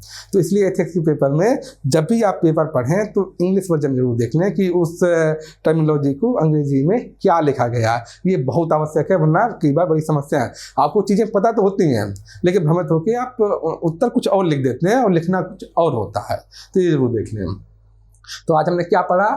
आज हमने पढ़ा कि एटीट्यूड यानी अभिव्यक्ति क्या है, उसका निर्माण कैसे होता है, और तरह तरह की जो अभिव्यक्तियाँ होती हैं जैसे नैतिक अभिव्यक्ति, राजनीतिक अभिव्यक्ति, प्रशासन में अभिव्यक्ति का क्या योगदान है, सकारात्मक अभिव्यक्तियाँ किस तरह से योगदान देती हैं, चाहे हमारा व्यक्तिगत जीवन हो, चाहे शासन हो, चाहे प्रशासन हो, इस सब में क्या योगदान है इनका। हमारे भारतीय समाज में किन किन चीज़ों पर सकारात्मक अभिव्यक्ति है, कौन कौन सी सकारात्मक अभिव्यक्तियाँ प्रचलित हैं और कौन कौन सी नकारात्मक अभिव्यक्तियाँ जो चल रही हैं हमारे समाज में वर्तमान में भी, उन सब के बारे में देखा। अभिव्यक्ति में परिवर्तन कैसे होता है ये देखा हमने। अभिव्यक्ति, विचार और मूल्य, इनमें क्या संबंध है आपस में, ये भी देखा। अभिव्यक्ति के घटक क्या हैं ये भी देखे हमने। अभिव्यक्ति में परिवर्तन कैसे होता है वो भी हमने देखा। और परसुएशन यानी अनुनयन या धारणा जिसको बोलते हैं वो क्या है, वो एक महत्वपूर्ण घटक है, व्यवसायिक घटक है। ये देखेंगे आप अभिव्यक्ति में परिवर्तन का, और वो कैसे परसुएशन विफल हो जाता है ये भी हमने पढ़ लिया है। तो मोटे तौर पे देखें आपने कि हम लोगों ने अभिव्यक्ति से संबंधित सारी बातें पढ़ ली। इसमें सबसे ज़्यादा महत्वपूर्ण कारक है वो यही कि लोक सेवा में अभिव्यक्तियों का क्या योगदान है और एक लोक सेवा की अभिव्यक्तियाँ कैसे निर्मित होती हैं, किस तरह उसमें उनका निर्माण किया जाता है, किस तरह से उनमें परिवर्तन भी किया जाता है, ये सब आप देखेंगे ट्रेनिंग के दौरान या कार्य क्षेत्र के दौरान किस तरह से कोई लोक सेवक सीखता है, वो सब सारी चीज़ें देखें, वो सबसे ज़्यादा महत्वपूर्ण है। किस तरह से लोक सेवा की अभिव्यक्तियों का निर्माण होता है और कैसे उसमें परिवर्तन किया जा सकता है, ये पक्ष देखना। क्योंकि हम जो एग्जाम लिख रहे हैं, जिसके लिए पढ़ रहे हैं, वो क्या है, लोक सेवा का ही क्षेत्र है। तो अभी हमने अभिव्यक्ति के बारे में लगभग सारी चीजें पढ़ ली। तो आज के दिन हम ये वीडियो अपना यहीं पर समाप्त करते हैं और नए वीडियो में हम नया टॉपिक लेकर आपके सामने हाजिर होंगे। तब तक के लिए नमस्कार।